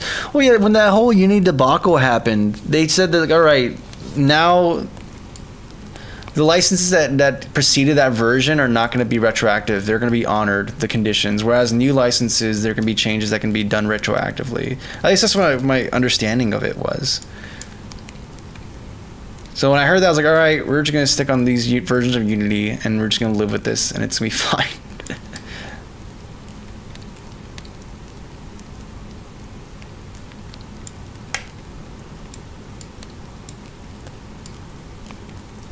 Anyways. All right, so display here. I think we're going to do a shader for that and just have like a tile offset that indicates the value. So like an offset of 0 is going to be like 0, and then an offset of 0.1 is going to be 0.1, and so on and so forth until we get to 9. And I should probably figure out the resolution for this 9. In fact, we should probably concept out this this display. I have a basic idea. In fact, we can even look at a car.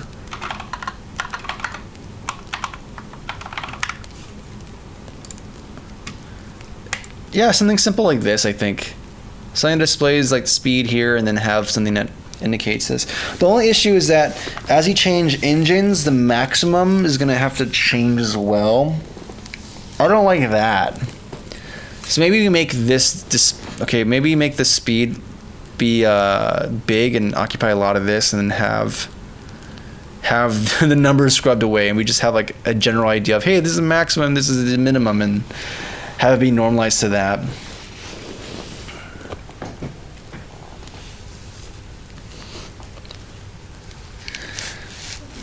Yeah, so BS. Yeah, that's the thing I don't trust, because they say, and the thing is, like, they modify the license as well, so I don't trust Unity. So I'm just sticking with the one license I had, and just rocking with it. And in an attempt to avoid having to go to a license that may be subject to change willy-nilly on Unity's part. So yeah, I will not see the 6 point. Maybe for work they're going to do that at some point, but for me, I will not be seeing the 6.0 Promised Land, which I'm fine with. This does, honestly, I spend so much of my time reinventing or re-implementing a lot of core engine stuff anyways. So it's not that much that they're offering that really appeals to me, because most of what I do is try to have my own things work the way I want it to.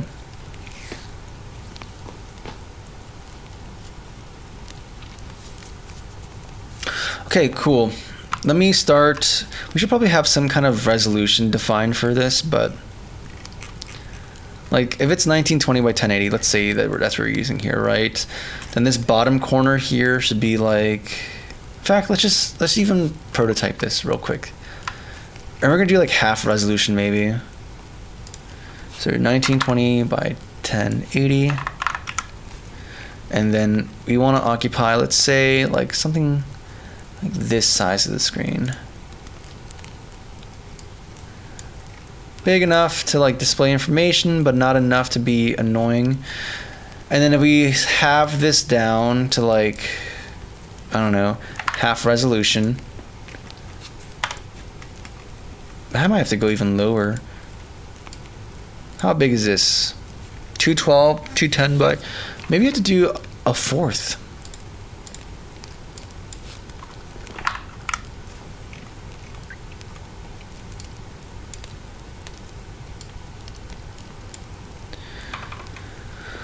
Okay, new.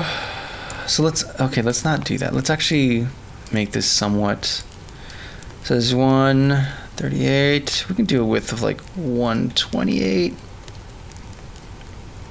We do it at 128 by 128 sprite here for our little odometer. Yeah, I'm using i3. Rah. That's what we're using. And then I want to get a feel for the real estate we have to work with. Oh my freaking goodness, I'm going to lose it. And I usually use PyCom, but honestly I find myself not using it lately. Oh my goodness. Okay. I'm willing to guess that this is it. That it's this mouse and not... Like if I were to do this with the IBM... Nope, it's happening with the IBM as well. Okay. Something. I don't know who to blame. But anytime my mouse has to cause scrolling, it just does not like that. Okay, and then, you know, it's gonna bother me that this is not perfectly centered. This is why I like having this here, because I can like tell exactly when we meet the center. Okay, there we go. So we have this. In fact, we're gonna make a grid to make sure that everything's measured correctly, and then we're gonna start figuring out how to do how much space our 9-segment display is gonna occupy.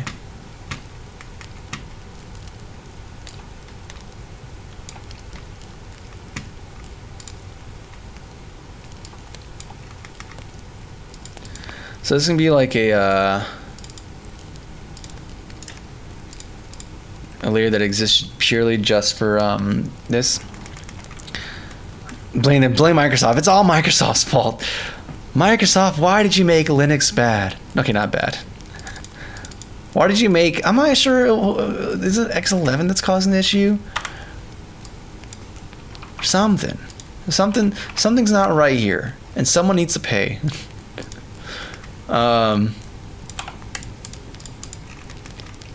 Anywho... Okay, we have this, and then we need to figure out the size of our little old... Honestly, I feel like I should just illustrate this.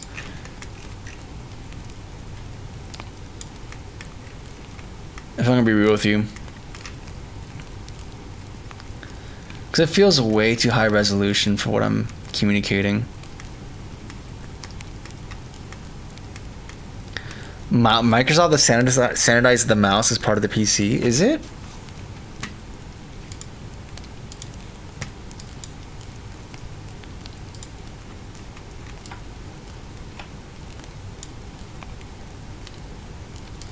I guess maybe we might have them go at like ultra speed at some point. See, this is what's freaking me out. Oh, you know what's happening? So when I do this, my mouse gets snapped to that display. Ever since I added the third monitor, things have been weird. Okay.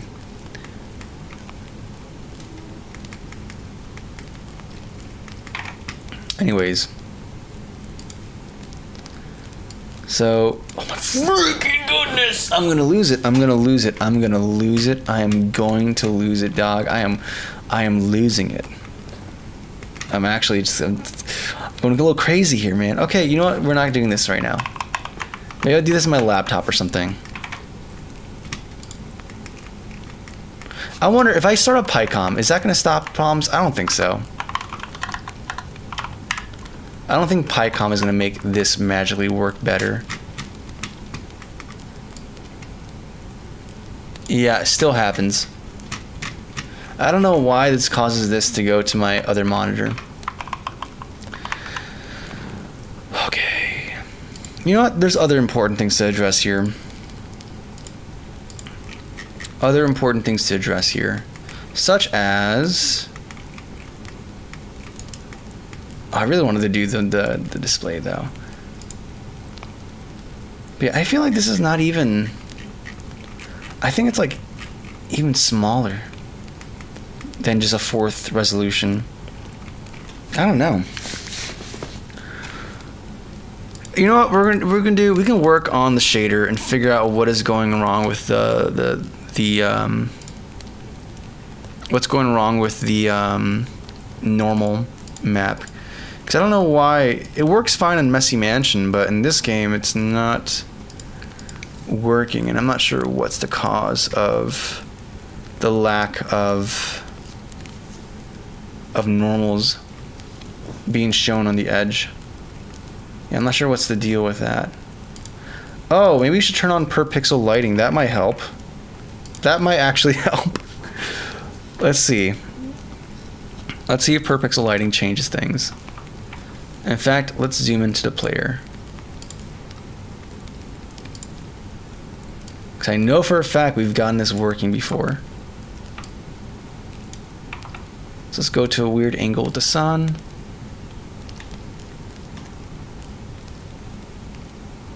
Okay.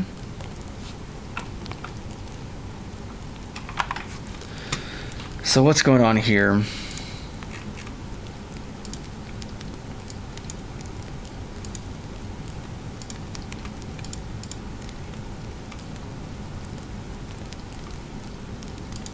Maybe the cast shadow's causing some stuff? Nope.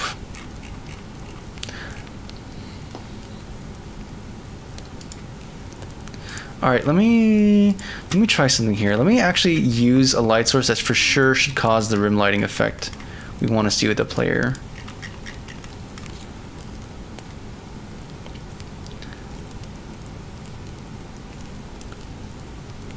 Ask GPT. Nah. I'm not. GPT also doesn't have knowledge of my custom lighting model, so, and I'd rather not feed it to the AI. You know, Proton is there only because there was one guy who wanted to play games on Linux. It was Nier Automata. Of course it was Nier Automata. And he made a transpiler from DirectX to Vulkan. Yeah, what a guy. What a guy. Shout out. Well, it's not only that, right? It's also the Win API. Because it's not enough just to transpile the Vulkan, like the shaders. You also have to replicate the Win APIs that the games want to try accessing to do stuff with. Which is on its own a whole task. A task and a half. Oh, brother. Okay. I'm gonna make a light source. Create empty. You're gonna have cozy light. Cozy light. Yeah, you're gonna be a point light.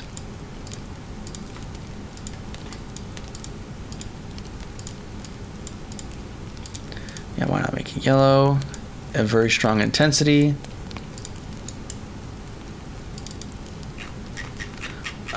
Ooh. I think think I forgot that this needs to be right next to the player.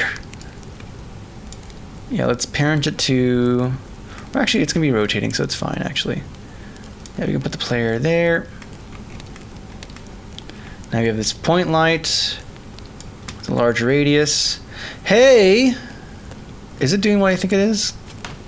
I don't know. We'll only find out under in-play mode. Yeah, no, I'm not seeing the thing.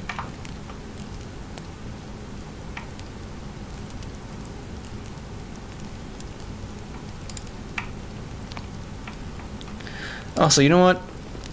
What we're gonna do is actually get rid of this minimum speed thing, because I need to test other things. So our min speed is gonna be 0. And it's fine.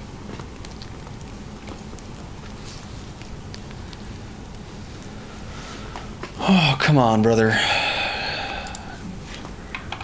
Recompile.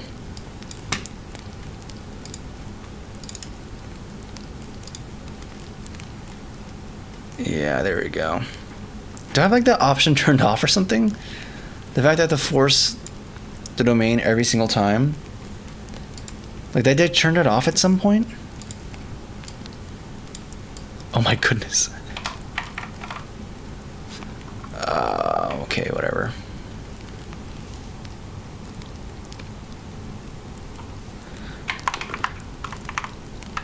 Okay, that's it.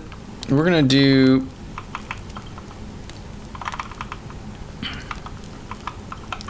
We're not gonna do this overriding business. We'll do that later. And we're gonna have free control now. And go from there. So now I should be able to go back here.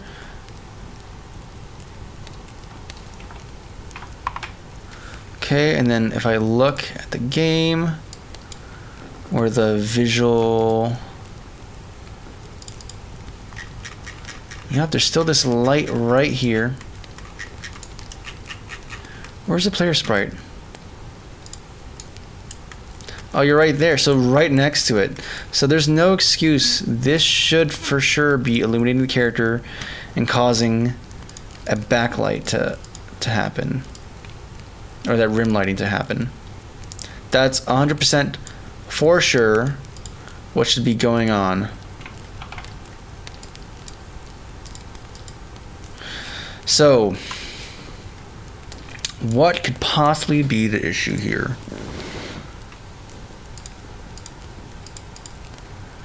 So, in our material, we indeed have the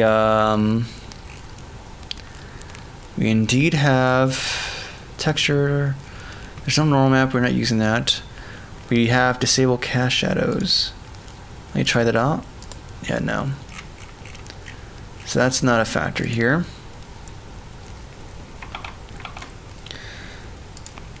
So we need to investigate this. I remember last time, I think we were actually having the correct things. Like when we returned the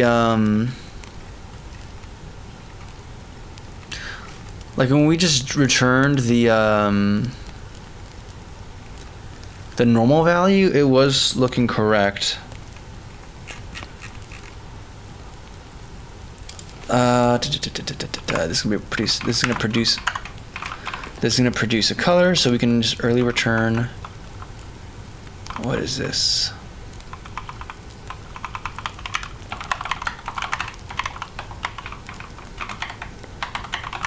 In fact, I probably have this commented somewhere else.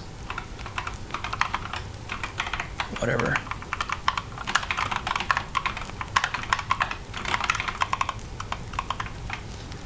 And now, what does this produce?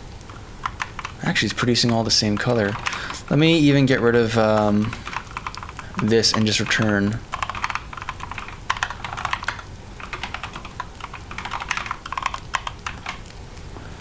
Okay, so that's a starting point for where things might be going bad. Let's see what else we have going on here.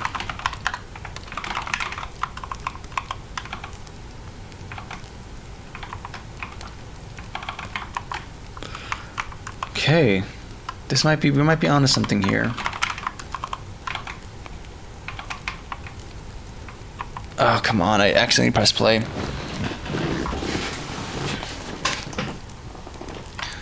Go back.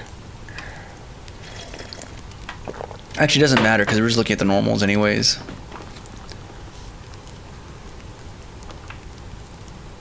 Of course, it's using world normal, so it's going to change as we change directions. That's perfectly fine for me. Now, pixel to UV coefficient. So let's start here. We have this pixel to UV coefficient because we have the width of each sprite cell, and we're doing this on a sprite sheet, so we have to do that. So we have the size of, so this is the size of a single pixel in the UV. So yeah, that's correct. Okay. And then we have, what do we have here? It's comp pixel coefficient times pixel distance. So we take the current place of the texture and then we march it to the right and to the left, and that's gonna produce, yeah, cool. Huh? Okay, cool, yeah. Right, left, up, down. And then it's gonna give for X and Y comp. Oh, it's the ergodox.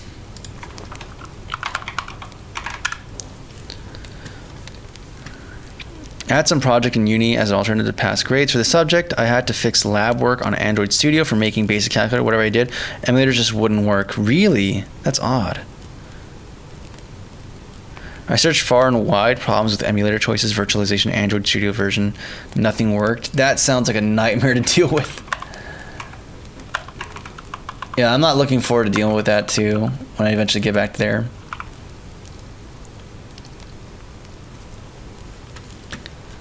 With a X, Momo. Docs with the X. I don't know why it doesn't.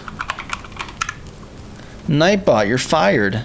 It's not producing the commands. Oh, it is. Keyboard. What am I building? I'm building a game, and right now I'm trying to fix how lighting is done on the surface of the character. Because I have this cool pixel sprite rendering thing, but it's not doing what I want it to do, which is tragic. Unity object to world normal. So we convert this to world normal from object space. Okay.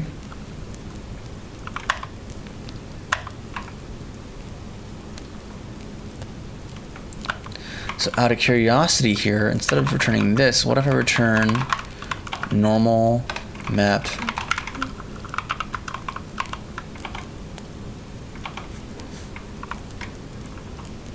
still no changes here.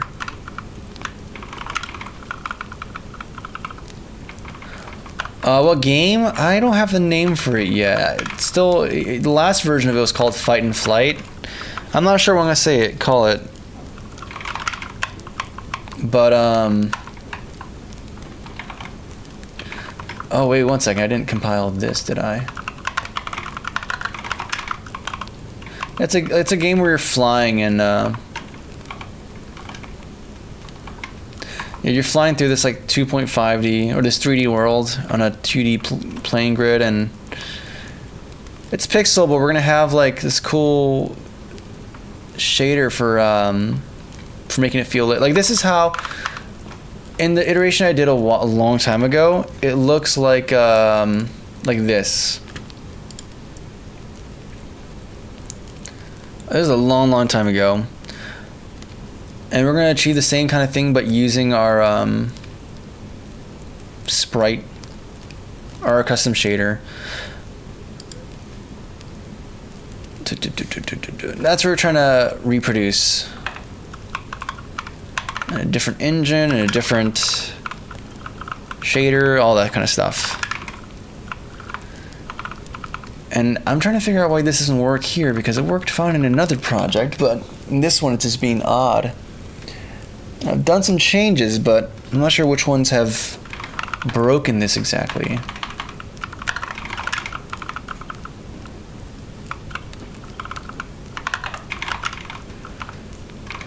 And when we're testing it here, yeah, I'm not seeing the desired output.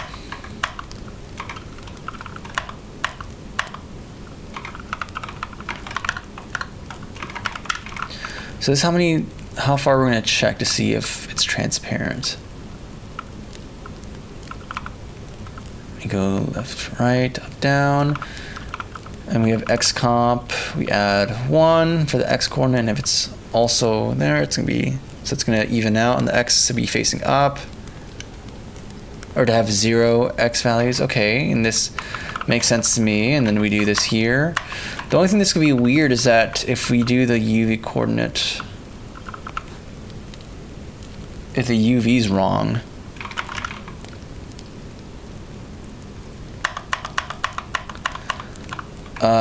which is dependent upon our fragment, or not fragment, our vertex shader down here.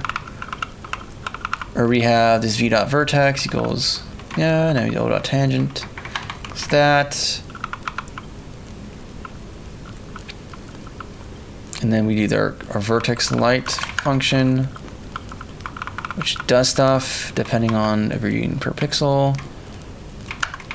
In this case we are. And we get the normal of the surface, which is it's what you expect it to be. Unity object to world. V dot. That's the position. Okay, yeah. And the unity object to world normal. We pass in the v dot normal, and that should be fine. And then we pass in these values. World normal is 0. World positions with 1.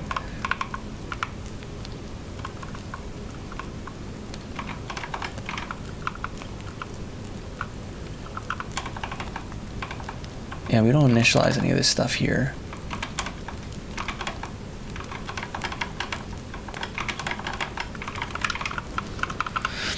Yes, well, the problem could be solved by updating Windows, but as I'm not administrator, I wouldn't take these risks. There were other labs with with WMS lab manuals, so you have to use a phone. So no emulators. Gotcha. I mean, honestly, like I don't like using emulators in general. Like even when I was working with the Vision Pro, that's such a slow process. But like, I still preferred going through the whole thing of compiling to Xcode and then compiling to the Vision Pro and deploying there, than trying to use an emulator. Because like, nothing beats testing on the actual hardware. Like even with this game, I'm building directly to phone instead of using emulators. Because I know it's a really great piece of engineering, powerful technology and everything, but I like just seeing how things work on the actual end device.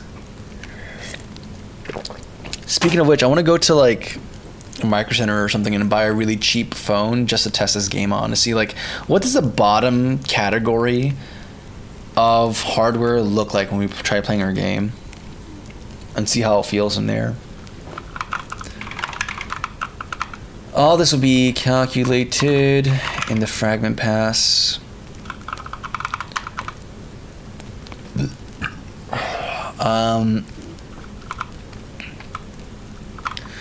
Either way, though, this is not the... I mean, I don't think that's the issue at all, because all the other stuff renders perfectly fine. So something odd's going on here with our max distance thing.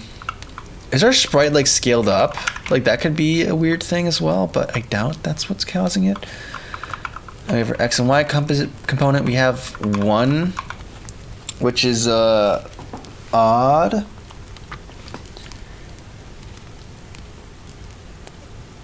because I almost want to do 1 minus x comp and minus y comp, because the more those values go to a magnitude of 1, the less likely this is going to be pointing forward. And especially since we normalize this value, this can have an unneeded weight. But I think it should be still fine. But is the value produce x comp, y comp in object space? We explain the conversion we do here. Actually, this is another thing we do here. X. Yeah, but it doesn't matter because we're already providing a value with a positive z value.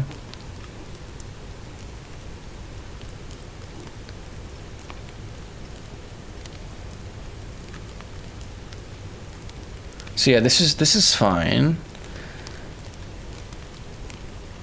I'm sorry, what?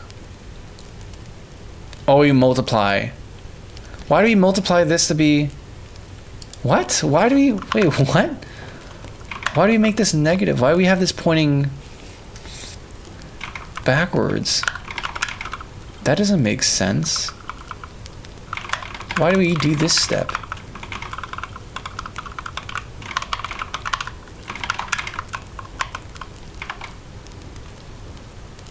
Okay. Okay, this is promising. Now let's see if we actually produce something with I mean,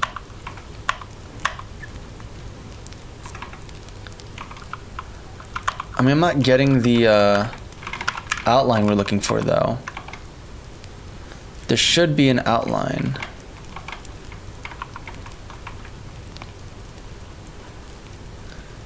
Yeah, and there's no outline though. So yeah, we fixed that calculation, but we're still not getting the outline we're looking for. Unless it's like going outside of the range. Like if we make this smaller actually. Let's do 2.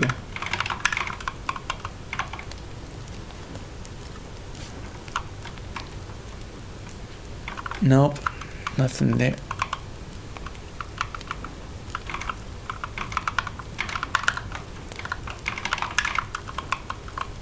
Yeah, and that shouldn't be an issue. Because I think the pixels on this sprite sheet should still have enough bandwidth and space to like go through pixels and not accidentally wrap around.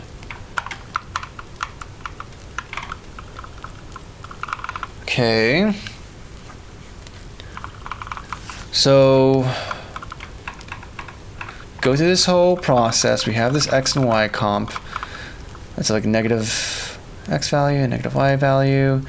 And then we convert it from object to world normal, which is cool. Okay, we can convert it from the normal from world object space to world space or normal space, no world space. And then we pass that value in to here instead of using... But I wonder if I should be actually passing in... So let's first of all get rid of this. Actually, no matter what, like we still should be seeing that ridge here. So how are we have this UV, which is I.UV, which we're getting this I from the V2F structure.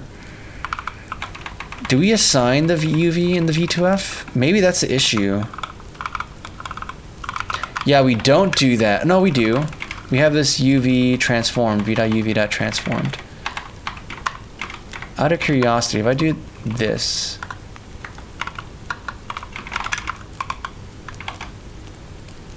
yeah, we're gonna get that stretched thing. We don't want that. And that's not gonna produce what I want anyways. Smooth Spike, hi, I'm a great fan of your work, dude. Thanks, man. I mean, I wish I had more, like some actual work to show off. I feel like I've started so many projects but never finished any of them. We're trying to change that here. But I appreciate it, man. Thank you. After moving stuff for this, one wouldn't open because it had non-English character in the path name. Akina, oh my goodness, that's crazy. What's up, Crazy Horse? Shaders are fun, ZK. They're my favorite. Yeah, isn't that supposed to be the thing that Docker's supposed to fix? He suggests me a best way to learn Unity program. Just to work on projects, man. That's the only thing I can really say. Like, you can, like, as you work on projects and face problems that you haven't encountered before, you're gonna start Googling, and that's gonna be what ends up. Okay, we're getting lit now. I wonder why we had But yeah, that's just how you're gonna learn. Like, as you start tackling stuff and trying to make a game you want to make, you're gonna start having more guided questions. I did use Godot. I don't like Godot. In fact, this whole video here is from Godot. And yeah, I mean, I tried it. It's not a bad engine. It's just not for me. I don't. There's quite a lot of things I don't like. Nah, it's all right. I'm not gonna. I don't yuck on other people's yum. There's a lot of people who like Godot, and I totally get it. It's just not for me. The day I switch engine, it's gonna be to my own engine, not another off-the-shelf engine. Float, 4 world, normal. I'm sorry. Okay, that's okay. So there's something being weird caused by the not flipping. And I'm trying to understand why I did this normal map flip, where everything stays here correct, but then we had this magnitude be flipped in the opposite direction. Why we go from having it face this way to facing that way. And what may or may not be, like, requiring that assumption to work. Yeah. Okay. Yeah, I'm gonna put this closer so I don't have to keep going around. Roblox using Lua is the best engine. Hey, man. If that's what gets you excited for deving, then by all means, man.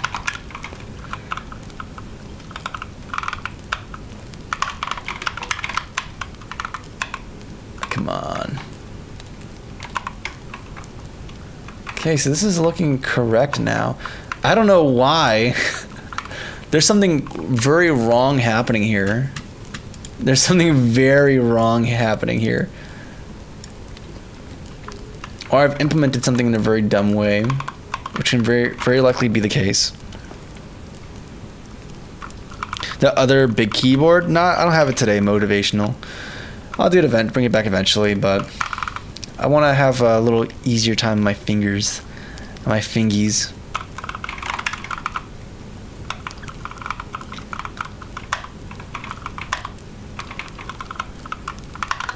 And regardless, this is still going to be weird, because yeah, we were doing this inversion on this, or maybe I'm just not going to get the right value here, because let me undo that multiplication so I can actually see the value displayed on here. So even with that inversion, it's still not gonna produce. It's all on the blue channel too.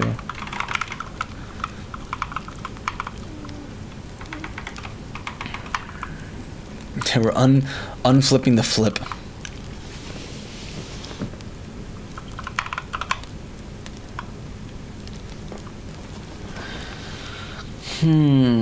Oh, let's actually do the world normal too while we're at it. That's what I'm more curious about. And everything's just black there. And I think because the value range here is also... Yeah, we have to like to actually display things on the RGB, we're gonna have to do things a little bit different. So we're gonna have to do like,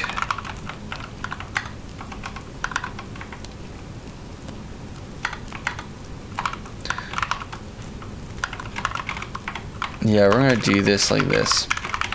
So you have to do, in fact, did I do this calculation here? Yeah, sampled, huh? Wait 1 second. Convert component values from 0, 1 to negative. Oh, that's from sampling from a texture map. That's why. Okay. No, we're not doing that.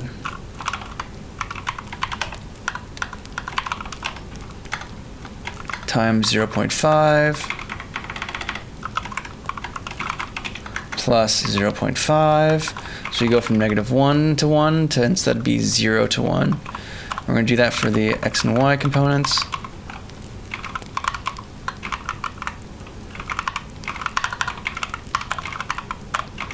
And as for this component, we're just going to make it be absolute value.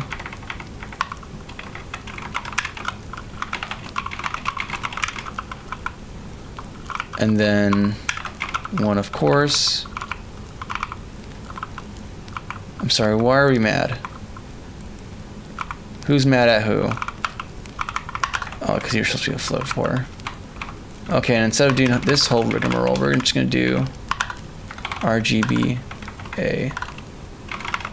So I can actually see what values are going on here visually. Okay. Again, no distinction.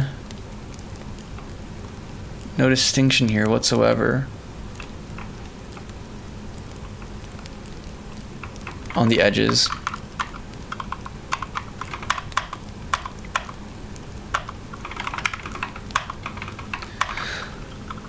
So what are we doing here on the right?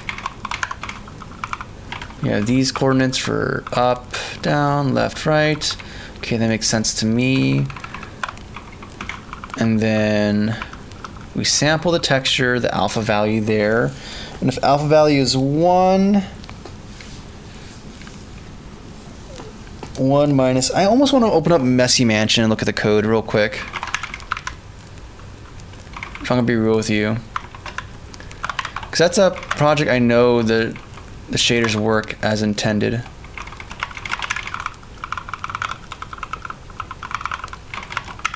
So I think I'm gonna go check there and see how this works, and kind of go backwards to see what it's doing versus what I'm doing. Yeah, a month ago. Are you doing live only in YouTube or doing it live in other platforms? Not just YouTube right now. I was considering maybe doing Twitch again, but I don't know. We'll see. And I'm in college for game development, for game programming and development. I just passed my Python class. I started JavaScript in the, I'm sure C# or C++ will be next sometime next year. Okay, let's go. It totally looks like a completely different language to me. I've really only learned Lua and Python. I need to start practicing C# and messing with Unity.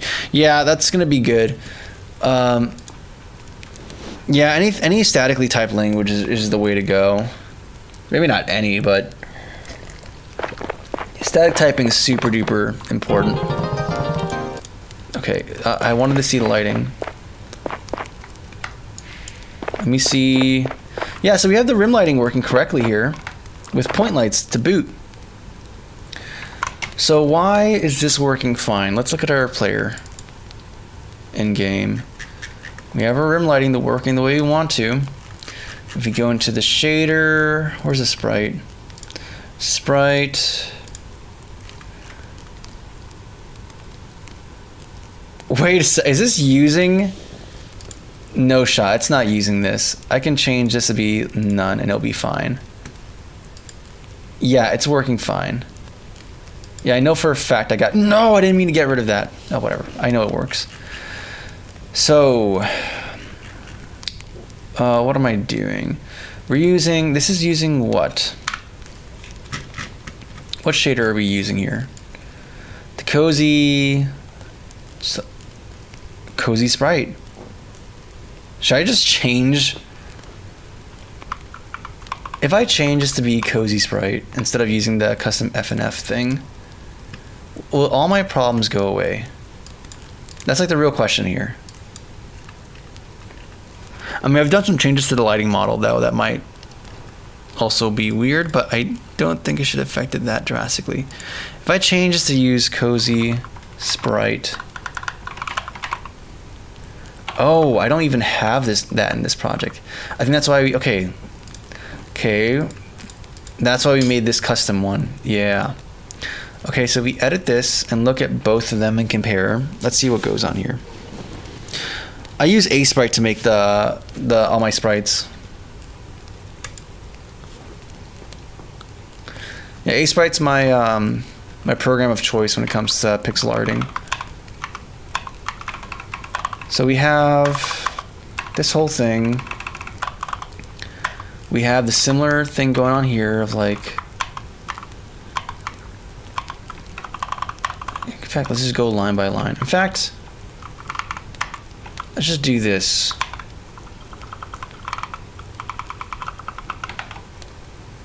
Yeah, everything's the same here largely.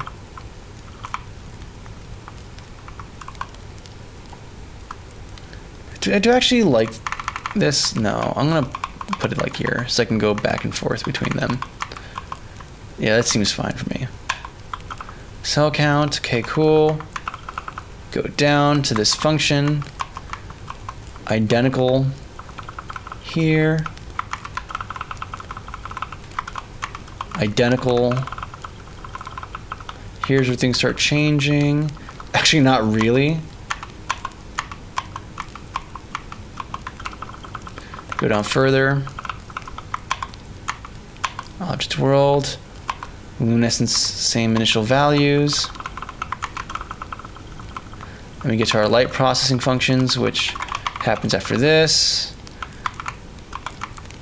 Identical as well. Okay. I'm feeling less crazy.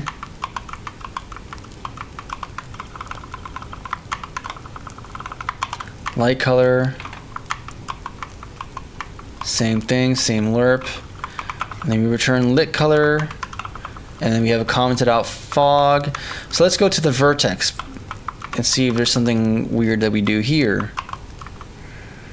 So yeah, we do the PS1 snapping thing in the other one, but we don't do that here, and that's fine because we don't need to do that. We just call the function. Okay. I feel less crazy. I feel so less crazy. I feel so not crazy. Oh my goodness, this is kind of validating.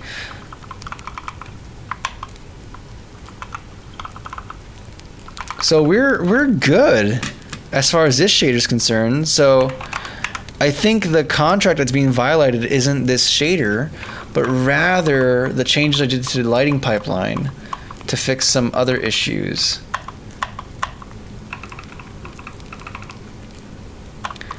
So let's think about this. So it's gonna be somewhere in these functions here within the, particularly the light process. Because we're passing in the normal here. So let's follow this breadcrumb trail. So we have our, and then we have our type. We do a switch state case statement. Let's just go to the point process, and we pass in world normal. So we don't even pass in the structure. We're passing in the explicit values here, anyways. Okay, perfect. So we go into here, and then we start doing the things that we're supposed to be doing, which is all the math to calculate if something's lit or not, which is, you know, pretty trivial. And I don't think I've touched this in this project at all. What I'm planning to do pancakes. Pancakes sound nicer. All good. Olatune. That's what old projects are for, so you can steal code from it. Exactly, dude. Exactly.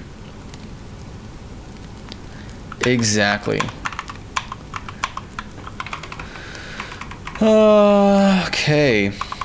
So I feel incredibly validated that I'm not crazy. this should just work. I'm wondering if, like, because even that little demo from the game, you saw that it was a point light that was working there. A point light was doing the thing. You had a point light. And that's a precise kind of point light that should be causing the kind of shading we're looking for in this game. A free platform for pixel art, you could just try Libra Sprite. It's a free version of Aseprite. Aseprite has a bunch of old versions of their application for free.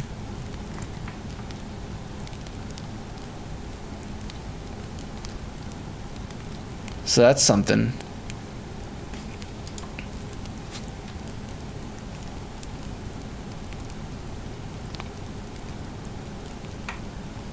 Okay, let's try something. Does this light source have to be at an angle, maybe? I mean, that would be dumb, but... yeah, I never know. Oh, did I never... No, I think I saved it. It should be here. Yeah, here we go. Okay, let's try having this be situated above the player a little bit. Okay. Let's go to the scene, and then let's do local space. If I were to move it back down, yeah, it's either lit or not lit. That's like the two things you have going on here.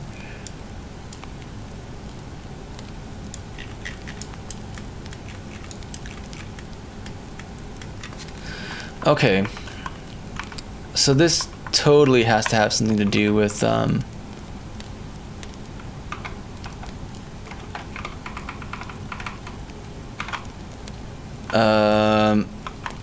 it has something to do with our lighting model. Either we're compositing things, or because we did a fix for some of the stuff here.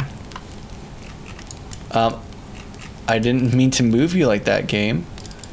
Go back. So, at what level could this be wrong? That's the question I'm asking. At what level?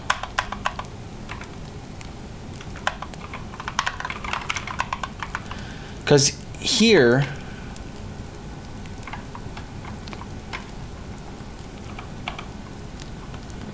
we're not seeing the offset here. In fact, let me even try this. Let me yoink this piece of code and try it in Messy Mansion. Hopefully you can paste across. It does paste across instances of applications. Let's go. Okay, so before we get to our lighting models, let's just paste this here. And then in the game, it's going to back to Messy Mansion. Where's Messy Mansion? Where's that game? Did I close it? No, here we are. Okay, I think I have to actually re-import. Actually, no, I just changed the shader. I don't have to complete domain.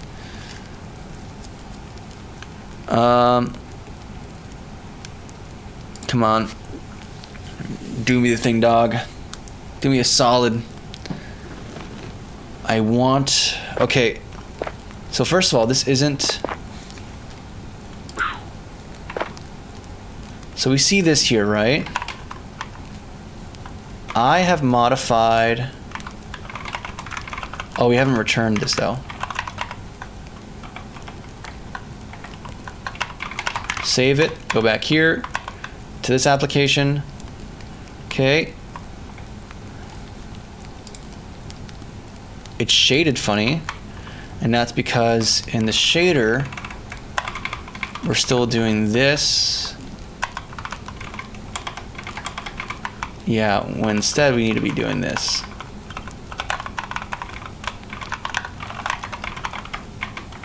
Oh my goodness. Okay. You're not happy. I can see that you're not happy. Why are you not happy? Oh, is it because we have the multiple return statements back here? It's okay. That's not real. That can't hurt you.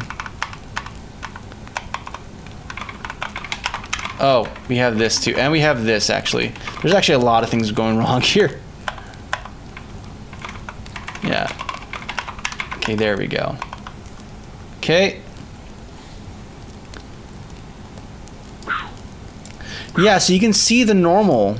You can see where the normals are not the same. You can see the normals where they're on the surface, on the side, all that business. So this is correct. This is working exactly as intended. So there's actually, I think there is something different between our shaders, because when we do that in our application, we're not getting that effect. When we do it in Messy Mansion, it's working as expected. So there's something going wrong here. There's something off and not right here. There's something very fishy afoot here about how we do stuff. Because I can even modify in Messy Mansion's code. I can change the pixel distance from 2 to like 4 or 5. And you're going to see that be reflected. Oh, wait a second. You're not seeing it reflected. Is it too big?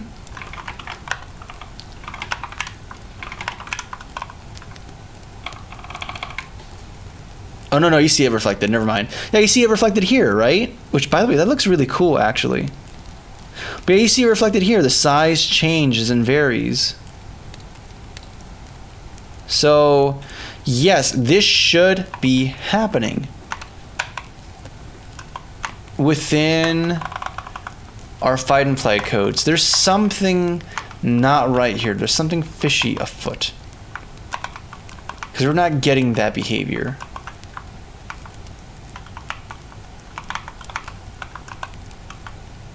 And that's something not tied to the cozy cabin, like the lighting model at all. That's something entirely localized within this function.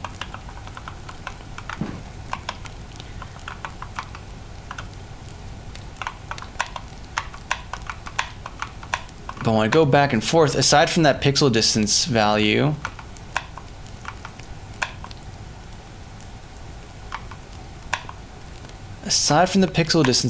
everything appears to be the same. The only thing I think that's weird is maybe the I.UV.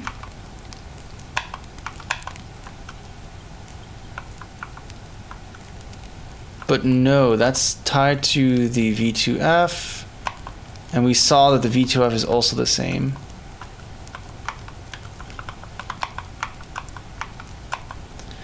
Is the actual logic here the same?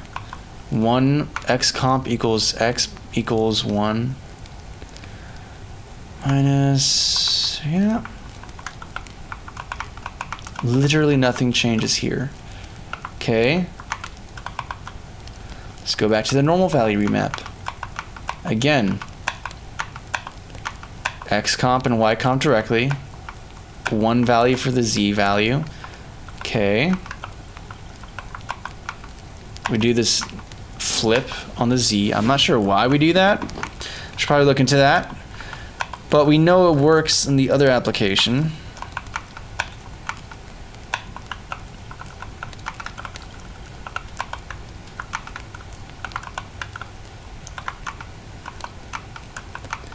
These are producing different values. So let me check something real quick. Because one other consideration is maybe the pixel, like this is upscaled. That would be weird and dumb. But let's just cross it off as we go through this murder mystery of fun. Are you upscaled? No, you're not. You're exactly what you're supposed to be. 128 by 64. Hi, why 3 weeks? Because why not? Where am I? It's fun. It's an arbitrary restriction, and it's enough to get me to at least try to get something done within a short period of time. And I think I need something like that, just to get a game done and finished. Different game? That does look cool. Thank you, man. Yeah, we're working on it. I'm trying to make this look good.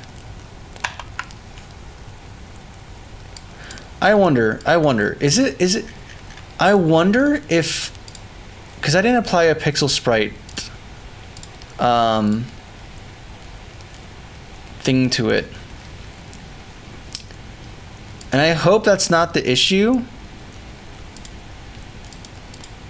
But let me, because we have this for player idle. That's a 2. Yeah, this should have the thing applied. Alpha is transparency. Yeah, we're not generating bitmaps. Like, I wonder if there's like if maybe I'm just not applying something. But this is perplexing. Thank you, SharkZoo. See, there's a flat image. We're not getting the angles, the odd the edge things that we got in Messy Mansion. In comparison, which is very strange. It's very, very strange. And the fact that we're going between the two codes, and it's not only that they're different. It's not only that they're the same, but it's also not even. It's all localized within this function. It's not like there's something else happening in another part of the application that's causing this to happen. We're testing a very specific part of this shader code, and we're not seeing the stuff. We're not seeing the goods. Unless I need to refresh the shader, but I doubt. I don't have to re-import it directly. At least I shouldn't have to.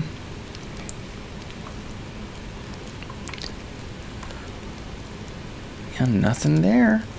Let me go into the actual, okay, FNF. Is this standard? Is that what I call that shader? That's dumb. Yeah, FNF standard, okay. Even though it's for Sprite specifically, but okay, we're just gonna rock with it. Let's re-import. Yeah, it's not gonna do anything.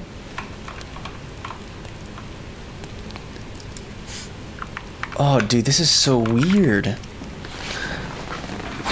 This is so odd.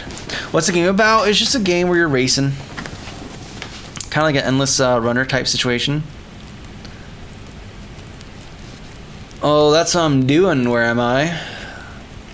But as you can see, like, through every single step, the only thing that could be different would be in the vertex or even the V2F structure.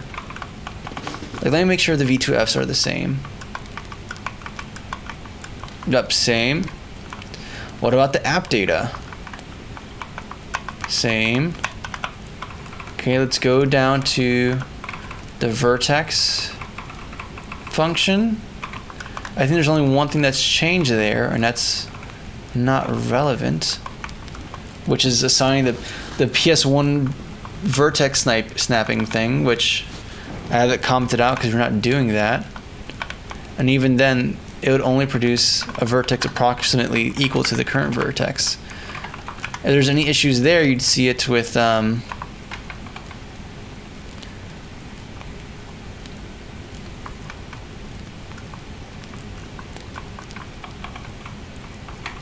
yeah, so that's not going to produce anything of change,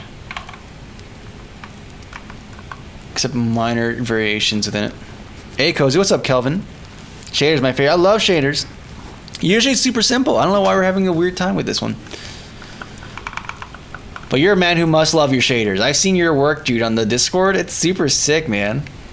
Your game is coming together really nice. I love the Persona pause menu you got going on, too. I love that kind of sauce. Okay.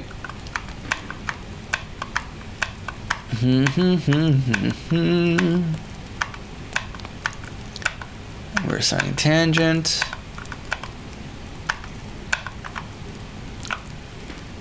I feel like this wants me to think I'm crazy, and I know I'm not crazy.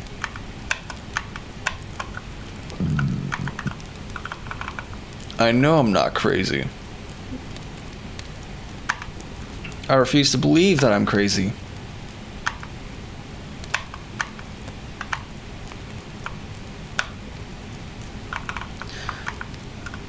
And provide the eye from the input, which makes perfect sense.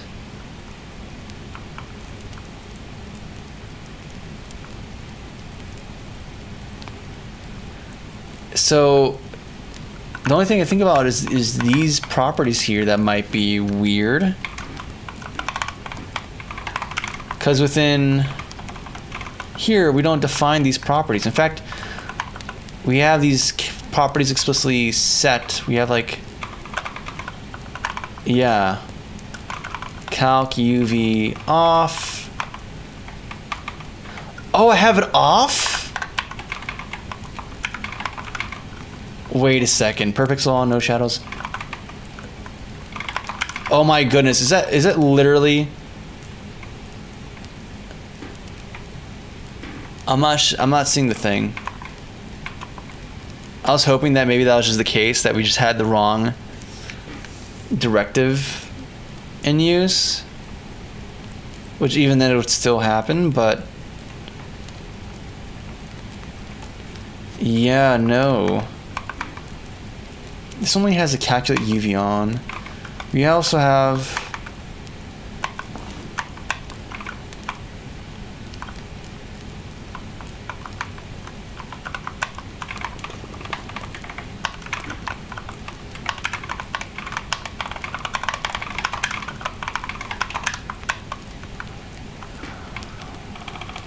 come on. Your own domain, do your thing. That's not it. That's not the thing. Darn you, Dinkelberg. And that wouldn't affect anything too, because we have the code path explicitly there. Okay. Okay. So the one thing that I thought could have been the difference, could have been the change, was not it. Anything else? It's opaque. We have a normal defined here, but we're not even using that. We should also use the cozy light thing. That's a minor thing. That's not going to change. That's not going to change how this fundamentally works.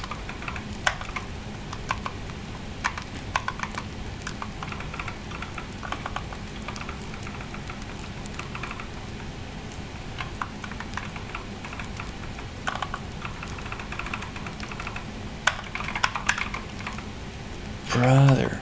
Okay, cozy light vertex. This is gonna change depending on if we're doing per pixel on, but we know what function we're doing, so we can just do. I don't think we're ever gonna do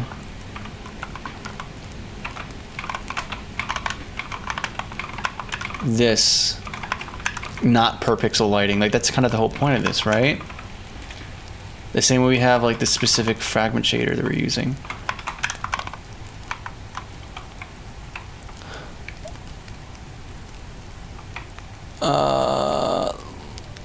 Let me see something.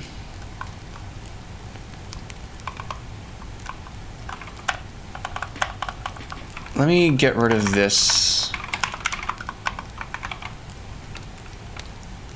Okay, it's nice to see a character again. Are we getting any weird behavior? Not weird behavior, but any of the behavior we're desiring to see before? Not really.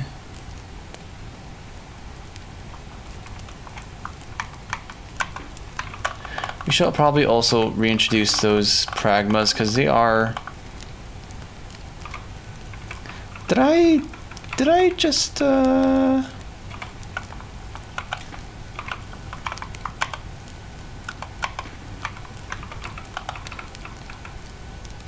pretty sure yeah, we changed the vertex shader. Yeah, that's fine. And I'm pretty sure that Yeah, we still need to have these multi-compile thing flags on.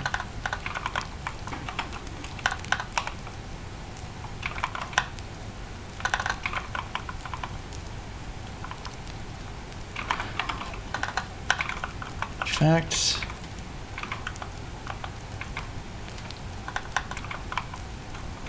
Yeah, we're also going to use Notion. Actually, we could keep it like this, honestly. Also, do I need to do that? No, I think they're defined that way.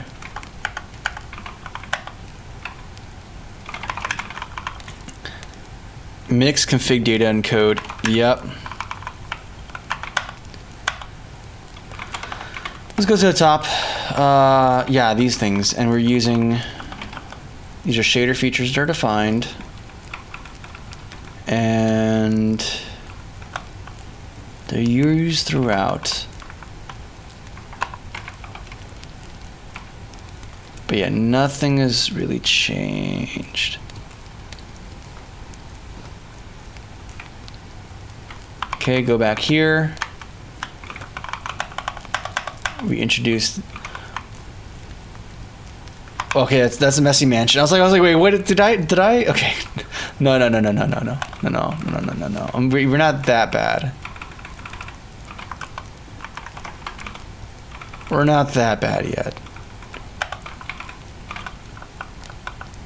Here, we're gonna reintroduce this.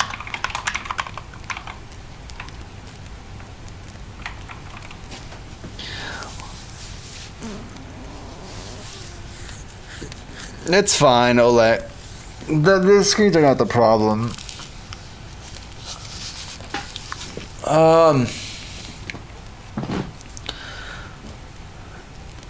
Let me think though.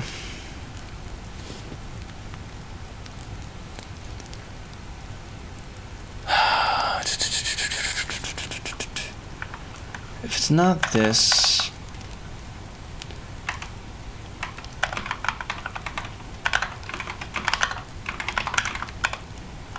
Come on, recompile. Is there an issue with the shader?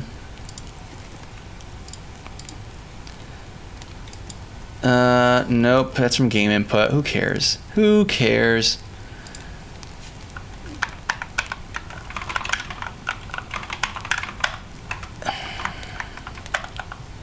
Dude, this is actually super weird. I feel like stumped. Like, I feel like it's something that's not even in the script. It's like some weird Unity thing that's going on here. That's causing this. Like, honestly, like, let me just save this project and then quit. Let's just reopen it. Let's reopen it. Go from there.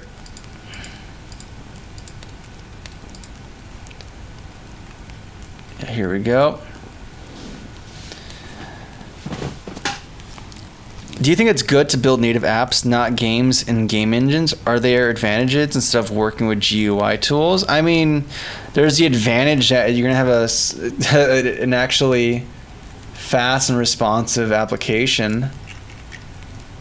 It feels like so many apps that are not natively built are so laggy and just bad. And yeah, you can like do things to, you can try to remove some abstractions, like even just using, you can make JavaScript still feel responsive. It's just that there's like so many layers upon layers. I'm thinking about reactive apps though. You're talking about just frameworks in general. Like, well, what's something else that isn't that? Like Qt has like its own file format definition, and then you have per platform representations of that. I guess that could be fine and still feel very nice. Let's just press play and see what happens. Yeah, I think that's why my brain always goes to like React, like native, or like electronic apps. But there's a world that exists that isn't that. Yeah, in that sense, I don't know enough to really give an opinion about it.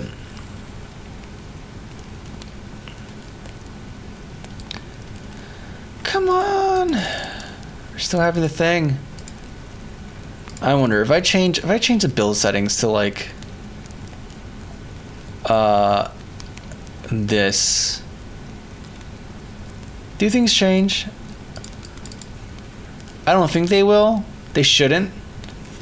But like, my goodness, that'd freak me out.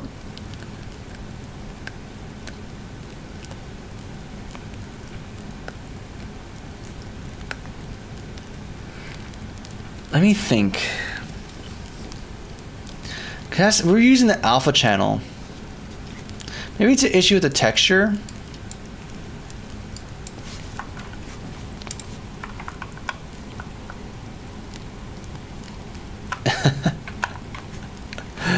Maybe it's the issue with the texture where it's not alpha values or a 0 alpha value for some reason. Like it's close but not 0.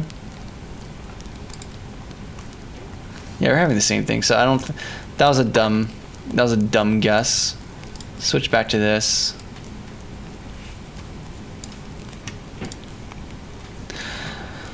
I wonder though. Like, let me open up that texture once more, and actually look at the value. Like, sample some of the empty pixels, or I can even just change the threshold. Oh, no, there's no threshold though. You're just directly accessing the value. Where is the Here we go. Here's a sprite.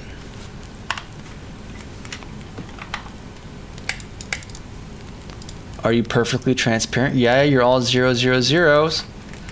That's exactly what I would expect from the PNG. Let's see if Unity's doing something odd with it. I said alpha is transparency, and that's yes. That should be correct. sRGB color texture. Alpha source. Input texture alpha. Yep. There is that. And then the swizzle is just RGBA. So that should be good. Maybe do I need to write? Is there?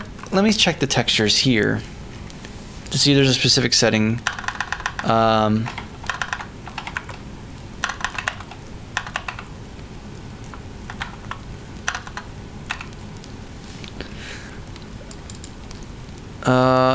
Is there? Where is his sprites? I know his sprites are somewhere here. Dudesky, sprite states.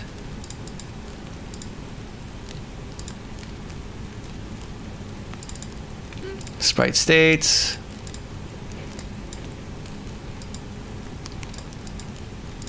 Oh my goodness, I'm gonna lose it. Okay. Idle. That's a normal. Okay, here we have this, and yeah, that's just the, yeah, no, nothing crazy. It's the same exact thing. 0 sRGB, input texture alpha, default 2D, repeat, point, no filter. What are we doing here? Are we doing repeat, point, no filter? Yep. Default 2D, yeah, everything seems to check out. Everything appears to be in order, officer.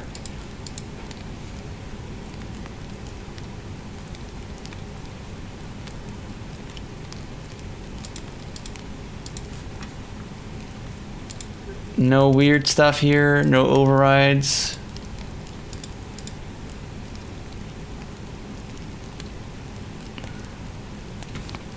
What's going on here? Quite a few game engines focus on 2D performance, would be very performant UI framework. However, they're not particularly built to make applications. So things like async tasks, like reading files, won't come easy. Okay, making API framework, making an app framework, and a game engine are two completely different problems. Yeah, managing state's different. But I mean, like, for any language, the stuff that deals with asynchronous behaviors and things like that usually exists as long as you're using a standard like language like C++ or C# or something. Like C# has .NET, and then C++ has the wide variety of different things that exist. I imagine for Java too. So like you can get like reactive extensions that handle asynchronous behavior in C++ and deal with it in this largely the same way as you deal with it in C# or even in Rust, right? Like the paradigms are independent of language, and that's usually the big fundamental stuff that handles a lot of that not weird stuff, but the stuff that's much more specific at dealing with application level, application specific state management issues.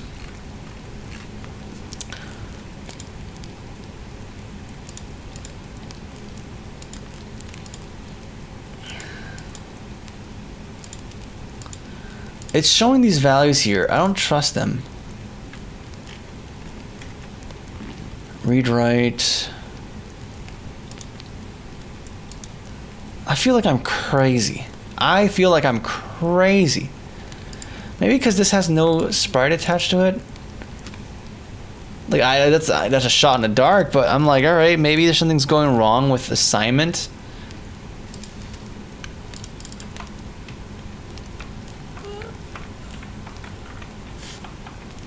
Yeah, nothing. I'm at a loss for words, man. I am at a loss. A loss. Frame count 2, cell count 2, 1 and a Y. I feel like I've exhausted all the different possibilities of what could be going wrong here. 1 second. Filter mode. Yeah, point no filter. Wrap mode, repeat.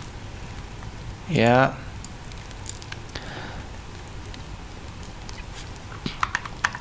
Yeah.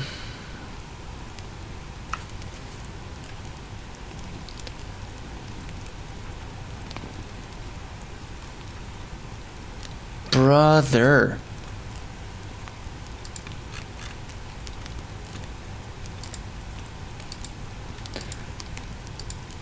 This is like the dumbest waste of time, man. Because this is like supposed to behave the way it's supposed to behave. Unless like, I don't know. Is there something wrong with the actual geometry? But no, the issue is coming from here, from our sampling. Because the texture that's being produced does not have that. Like the color is generated here from world normal.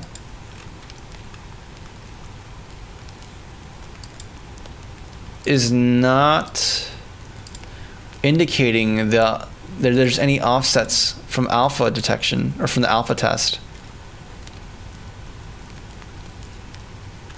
Which means that there's some that either these are all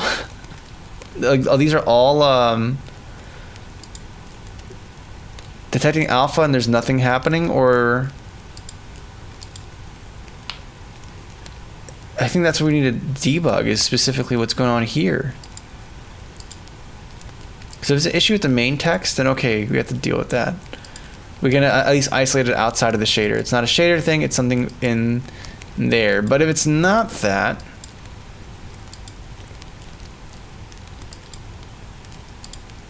then there's something odd with the data that's being provided to the shader. There's some, you know what would be the issue is if this value we're getting from the uniform, this pixel width and height are never being set.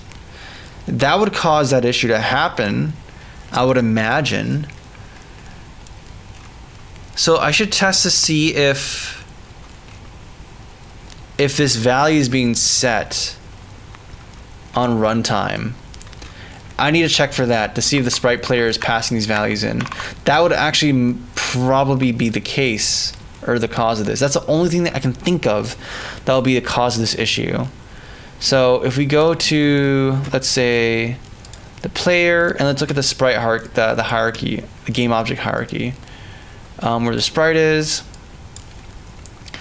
And we have a mesh render, we have the quad mesh filter, we have our CC sprite renderer, and it has a scriptable object on it. And then in here, we should be getting on awake, get component renderer, Yeah. We check to see if there's anything null here. That's good. Then we produce a new animated material. If there's a random thing, we'll do that. And then animated material, set sprite.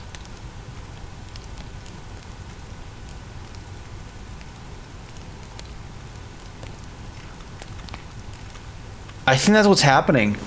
I think we're not actually sending the because we call this set sprite function, and it goes in here and it sets these different keywords. And not only does it set keywords, it should also pass in information about the sprite. So like its count, yeah, here we go, set pixel height, width, count, etc. So I'm willing to bet that this isn't being called at all in our application.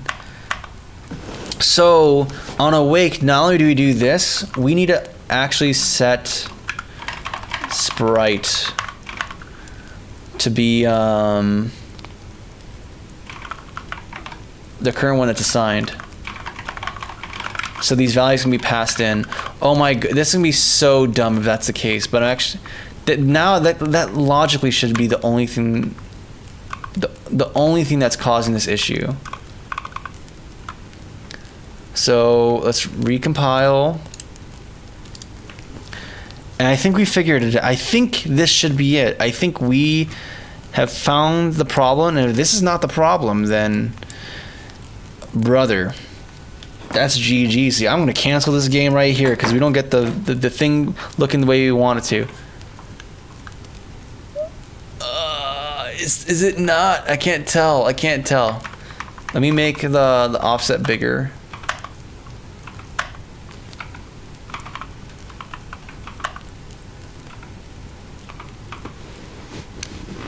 Let me set it to be, yeah, pixel distance is like 3, is like 4.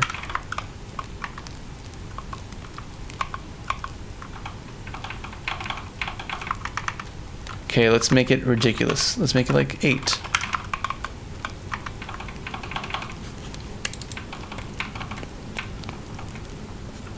Oh, brother. You know, I'm still willing to bet that that's the issue. Let me see if maybe just calling it from that function is not gonna fix things. There's a don't destroying load. There's no exceptions happening. And this is the thing that's rendering the sprite. Pretty sure about that. If I were to disable it, nothing's visible. So yeah, that is a thing disabling the sprite. We have the correct thing. We're calling set sprite now.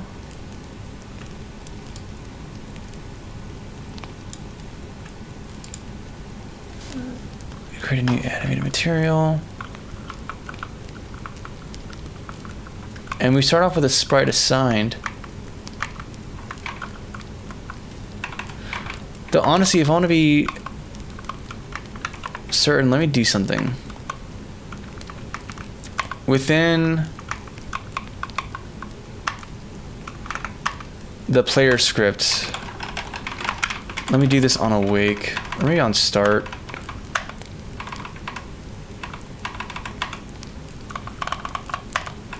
Yeah, on Start. Let's first actually get some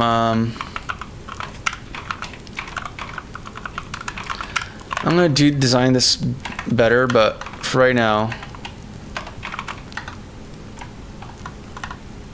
Do I have access to the sprite renderer? I don't.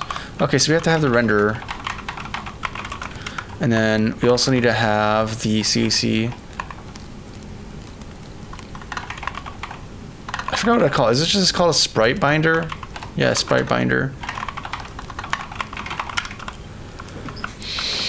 And on Start, sprite binder. Honestly, we don't need to do all this. I mean, we're gonna have to do it eventually, but within here, within the this function here, CC sprite renderer.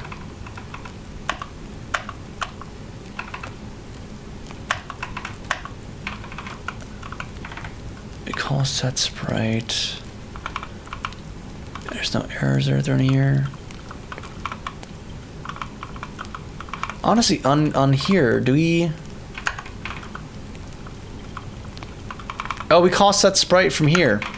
Anyway, so that's kind of redundant. And then...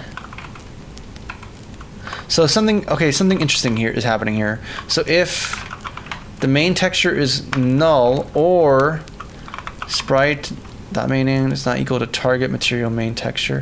Why is this the case? Why do we check for that? If sprite.main.name is not equal to the target material main texture.name.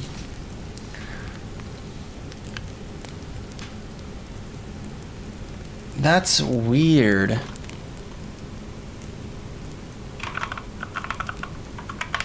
Let me get rid of this. Maybe that's what's causing issues.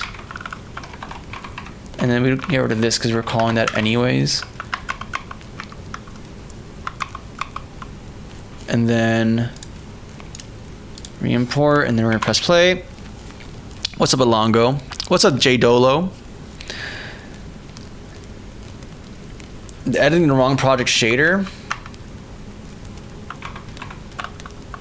No, this should be the correct one. Unless you're talking about...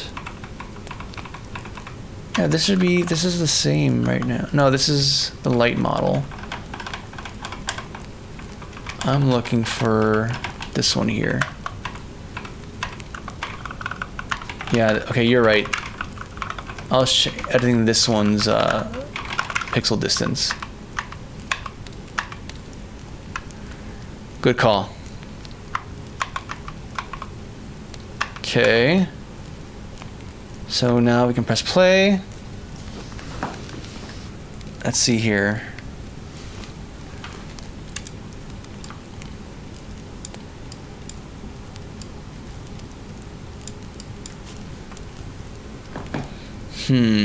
Any errors? Any exceptions are we encountering? Nope, exceptions. And that's for something else. Okay, let me check something too. Is our sprite... Yep, it's only one material shelf. We're using this material here.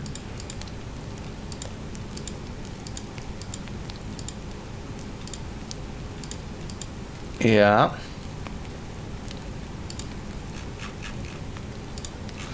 Let me check something actually. Let's inspect this. Let me go into debug mode and actually look at the individual values to see if our values are being passed in here. Oh, sorry, what? Bump scale, okay. No shadows, okay. What are our integers? 0 ints. So the integers are not being passed in. Interesting. Interesting.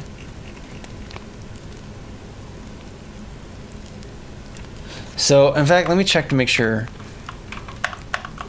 I think we're getting to this. So yeah, we have our integers, 4 integers here. X cell count, Y cell count, pixel width, pixel height. And when we look at the actual properties here, we're not seeing any of these integers at all. Now I know Unity does a thing where they used to back integers by a float, but even here I'm not seeing these variables or these uniforms pop it in. So it seems to me like we're not actually setting these values.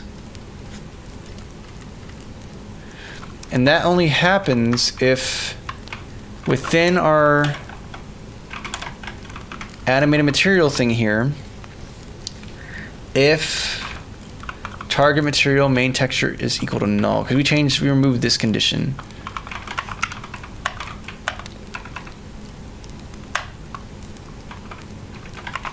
And now this is being used as set sprite function. So, okay, our target material if the main texture isn't null, we don't do this. Is that the case in our application? When you go to the player sprite, And we have this.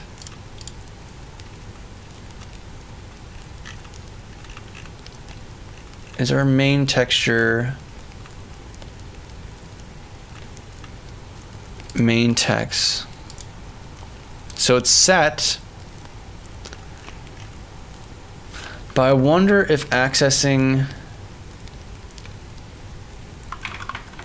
In fact, where is target material set?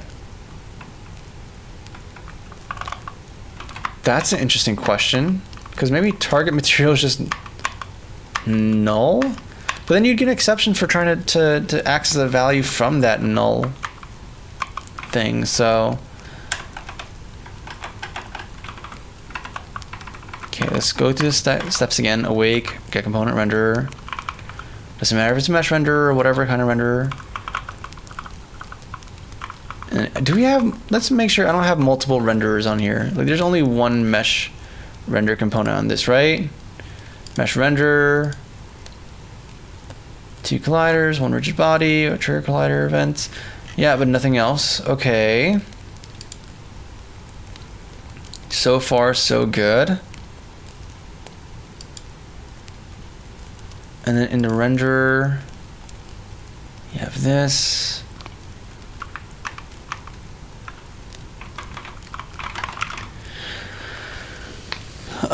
She has good ECS library. I forgot the name, but it's well liked. I heard someone asked on the Rust subreddit about using Bevy from C. Interesting. Unless you put the int in the properties at the top of the shader, it's not shown there, but it's still set under the hood. Yeah, that's the thing though. It should exist under the hood. Like in Messy Mansion, we're doing it that way. That'd be dumb if I have to make it a Unity property. Because in the other game, in Messy Mansion, we don't do that. Just having it be here means that the uniform exists. Am I gonna have to actually make these properties? Just for and even then they're not being set.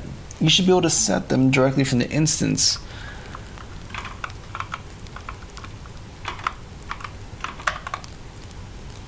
Yeah, like over here we're not doing that.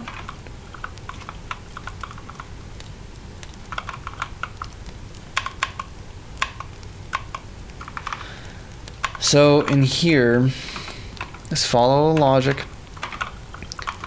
Render. And we have warnings if any of these things are null. The render, the transform, the sprite.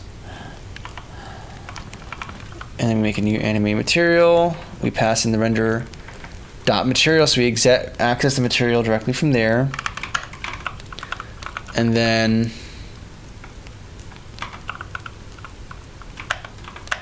from here we do target material equals, okay, the material that's provided. And we get the values from our sprite binder, yeah. Sprite speed. Parent transform, okay. All this is correct so far. Set sprite. We pass in the sprite information from here. And so we do target material at main text. Let me be like super duper secure and access main text. Because maybe, just maybe, I spelled things wrong. Main text. I'm pretty sure I didn't. I'm pretty sure this is how it looks like. But you know what? Let's just be ultra secure. Main text. Get texture. This.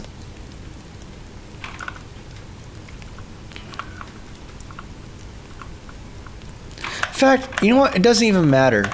Because even if the main texture is null, I still want to set these properties. I want to say I don't even care. We're going to do this regardless. These are non-negotiables. And these are all correct name.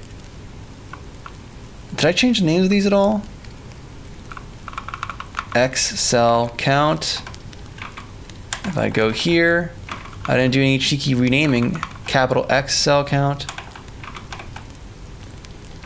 Yeah, there's all, yeah, this is all correct. 1 second. Yeah, no, these are correct. Okay, let's just see if this changes things. I should probably also not. I should probably recompile first. Yeah, you already know, Jacoby.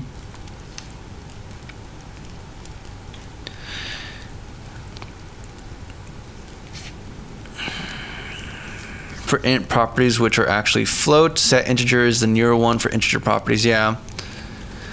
So set int is actually going to be, ooh. So set int is going to be setting floats, and set integer is going to be setting the actual integer values. Let's see if that bites me in the butt. Let's see if that causes any pain and or discomfort. Let's first recompile domain. Reloading domain. No, it works. So it set integer or set int, it wasn't an issue. It was literally the fact that this texture is being bypassed at some point. I don't know why that's causing an issue. I don't know why, but whatever. I don't care. I'm just happy. So we can go here. Yes, finally. I don't know what specific edge case I was covering. I need to document things better. But I can get rid of this function and reload. Reload. Oh, I was in Messy Mansion. Go back here. Yeah, here. Get rid of the RGB. Let me be happy again. Okay, and now we're gonna have our cool.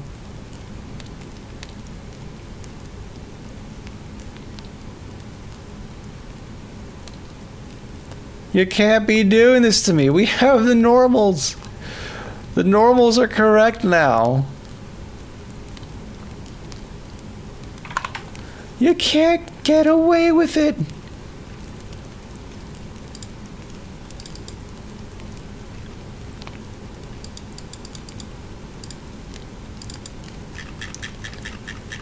We have this sprite. We have this light. That's here. That should be bright.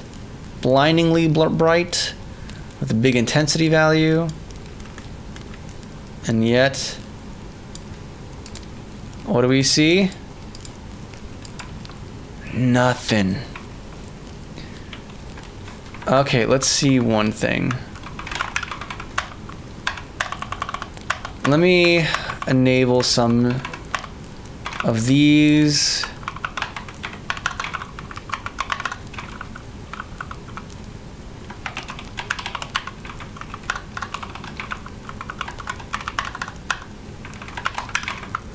Maybe this will just cause all these problems to go away. That's what I'm hoping.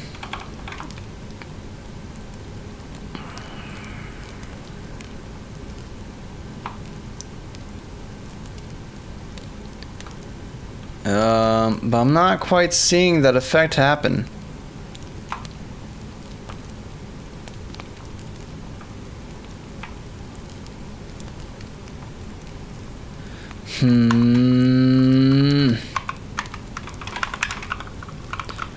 Per pixel on. In fact, let's just do.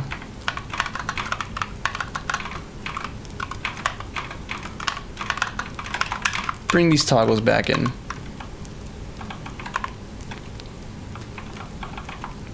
It's not gonna do anything, but I like to pretend it's gonna do something. Okay, let me, now that we have this working though, let's everything's correct.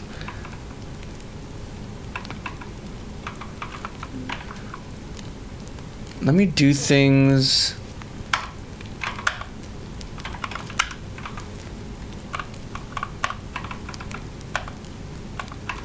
Where's the vertex?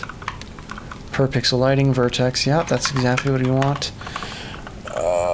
Brother. If normals don't feel normal today, I guess not, man.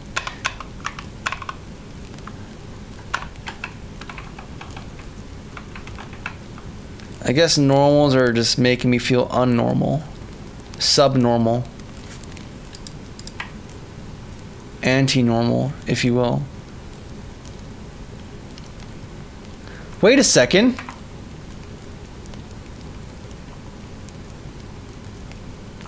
Does that look like it's doing the thing? Okay, 1 second. Let's make this more pronounced, or more, instead of having this humongous radius, let's make this like 3, so it's much more subtle.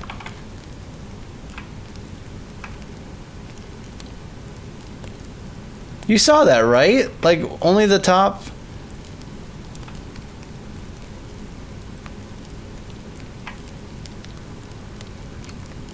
I think it was doing the thing for a second. If I change this back to the ridiculous size of 8.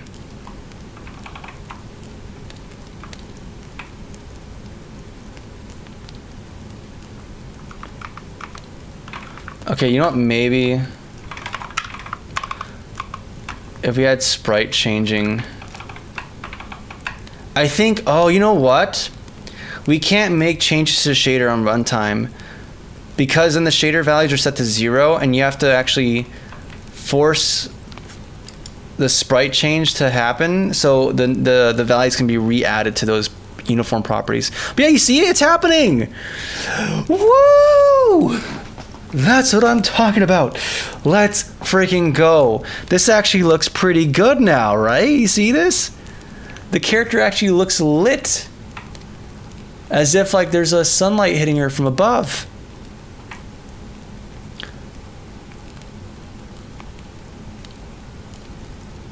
And then the bottom's getting lit. From being on... Let's freaking go. Let's go. We got it. We got it. Oh, we so got it.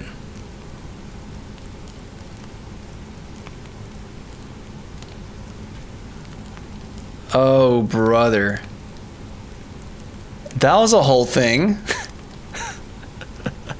But oh, look, we have the character actually looking pretty cool.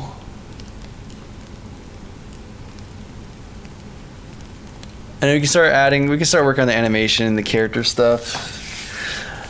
Dude, the environment's actually, the new camera angle looks so much better. I think I like this fusion of 3D and like just a 2D shell, kind of obfuscating some stuff. I think this is gonna be the move. That way you don't have to make that many assets and I can still make stuff. Maybe the scale you have here is fine. Yeah, this looks so much better without the stupid grid. I'm very happy with this. I feel way happier with this.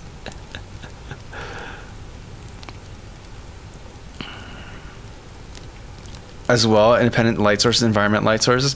No, the cubes are just, they don't have any material applied to them. So they're using Unity's default material, but since we have our own lighting model that isn't using Unity's lighting model, it just appears unlit because since there's no light source, it's just going to be the max light as if it's emissive. That's not the goal. That's not the desired look. We're going to actually have materials there and some cool light sources here, but to make the environments look cooler, but hey, this works pretty well. I wonder if the depth test is going to work with the shells we have here, since I'm not seeing the cast shadows projected on from this. Like here, there should be, oh, I think I do see them actually happening. Okay, so there's some depth. Yeah, there is some, they are being included into the depth map. I just need to update them. Yeah, thank you, Z-Man. I'm so freaking happy right now, dude. I'm not gonna lie, dude. I was like struggling these past week.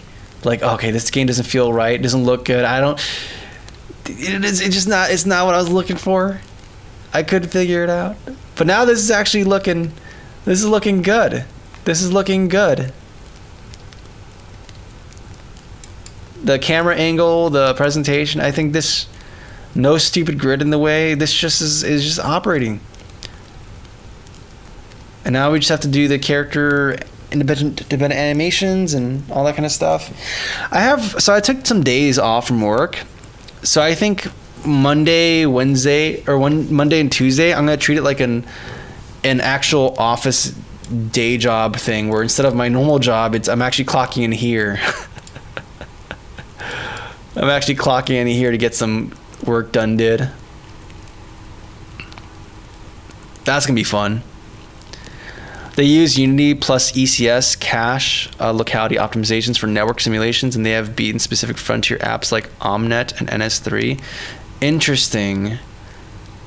I like to see the specifics of how they set that up, though. So that's kind of one of the things I wanted to do with my engine, with the engines I've worked on, is just optimize for cache coherency. Look at this character. Like, look at this. Look at this. Look at the character as they change light. As they change, like, this is so. This looks so freaking cool, man. Now, for network simulations, I'm kind of curious as to what you mean by that, or what they mean. That's the way to do it. Yeah, man. Yeah, man. All right, we're gonna have to separate the player sprite from the vehicle sprite. Like, look at this. Like, you can see the bottom's illuminated.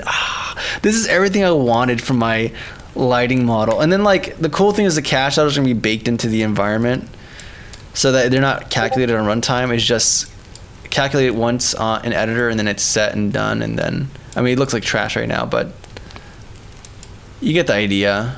So each one of these can have their own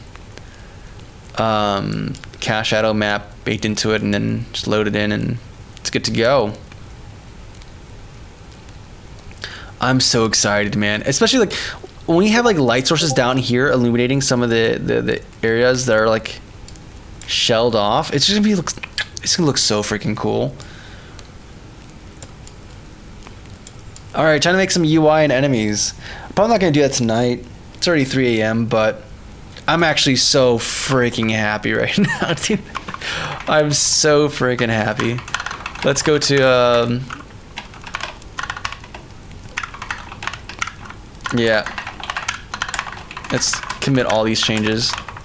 We finally got to the crux of the issue, which wasn't the shader or my lighting pipeline, my custom lighting pipeline. I'm so happy. It's like, it wasn't my fault.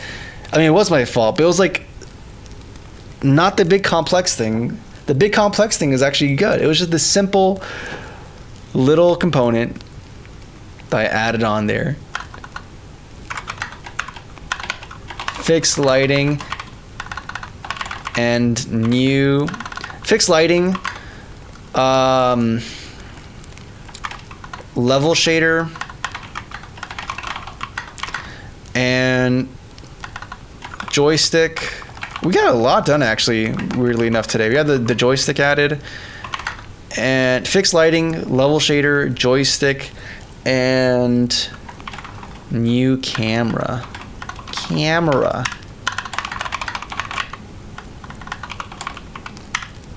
Oh yeah, we have to push to Berg because I'm not using GitHub anymore. I'm using Codeberg because I'm so cool. Heck yeah. And it's going to push to Discord, so you guys are going to see the update, which, by the way, we have a Discord, guys. Let's see here. I didn't get the notification. There we go. Fixed lighting, level shader. That's what I'm talking about, dude. Oh my goodness. I think we actually can get not a game done in 3 weeks, but a decent, fun game. This is so exciting. I can't believe it. I'm not gonna lie, man. I was like, I'm not sure if we're gonna be able to do it. Thank you, TSD. Let's do it.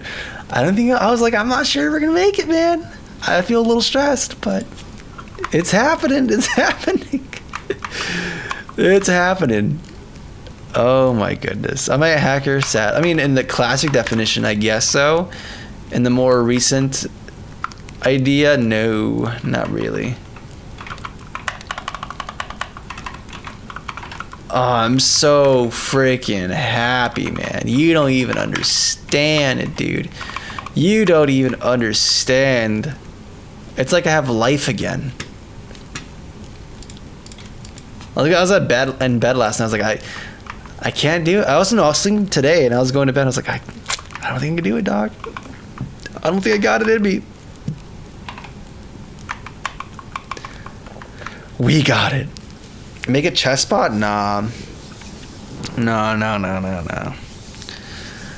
I will make a game where you play chess, but the other person gets to play poker. And if you lose, you die in real life. You have to use that headset, that VR headset, that Oculus dude was making that has like a little bunch of guns strapped to it. So like, if you die in the game, you die in real life. Okay, I'm not sure what's going on here. We have like this area where,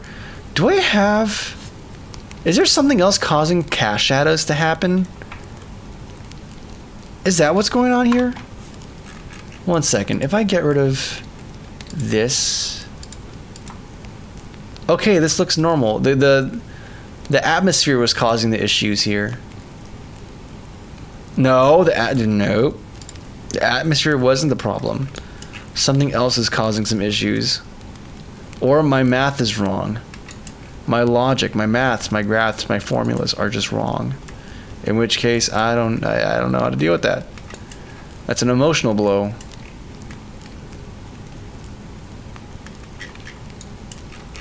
Yeah, I don't see any other objects that could be causing that cached.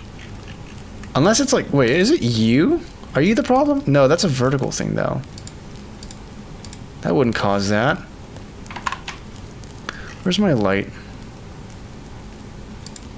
Where's my light source? I believe I have my light system here, and I have my sun here, and you're doing something. You're doing something funny. Intensity, texture resolution. Yeah, it's a ridiculous size for that.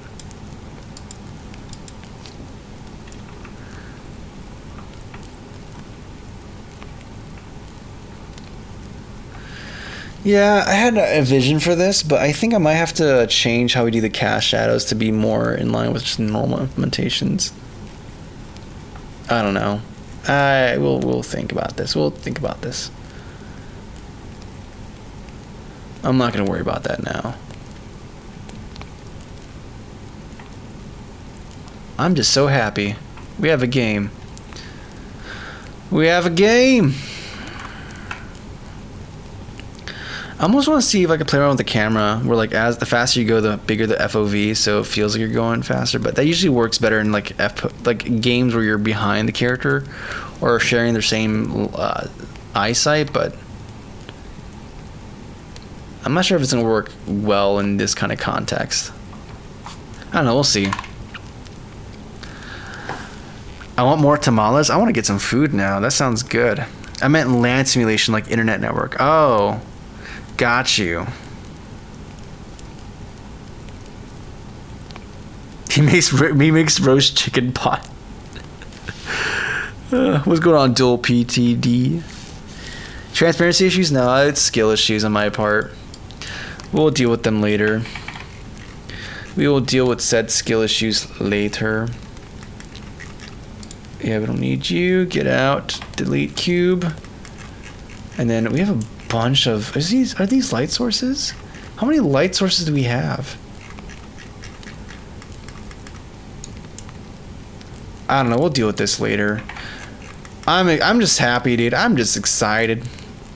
I'm just excited. That's all I can say. And then we need to start working on the oh, there's so much content stuff. I still need to fix the game board stuff because the game board is not behaving as I want it to.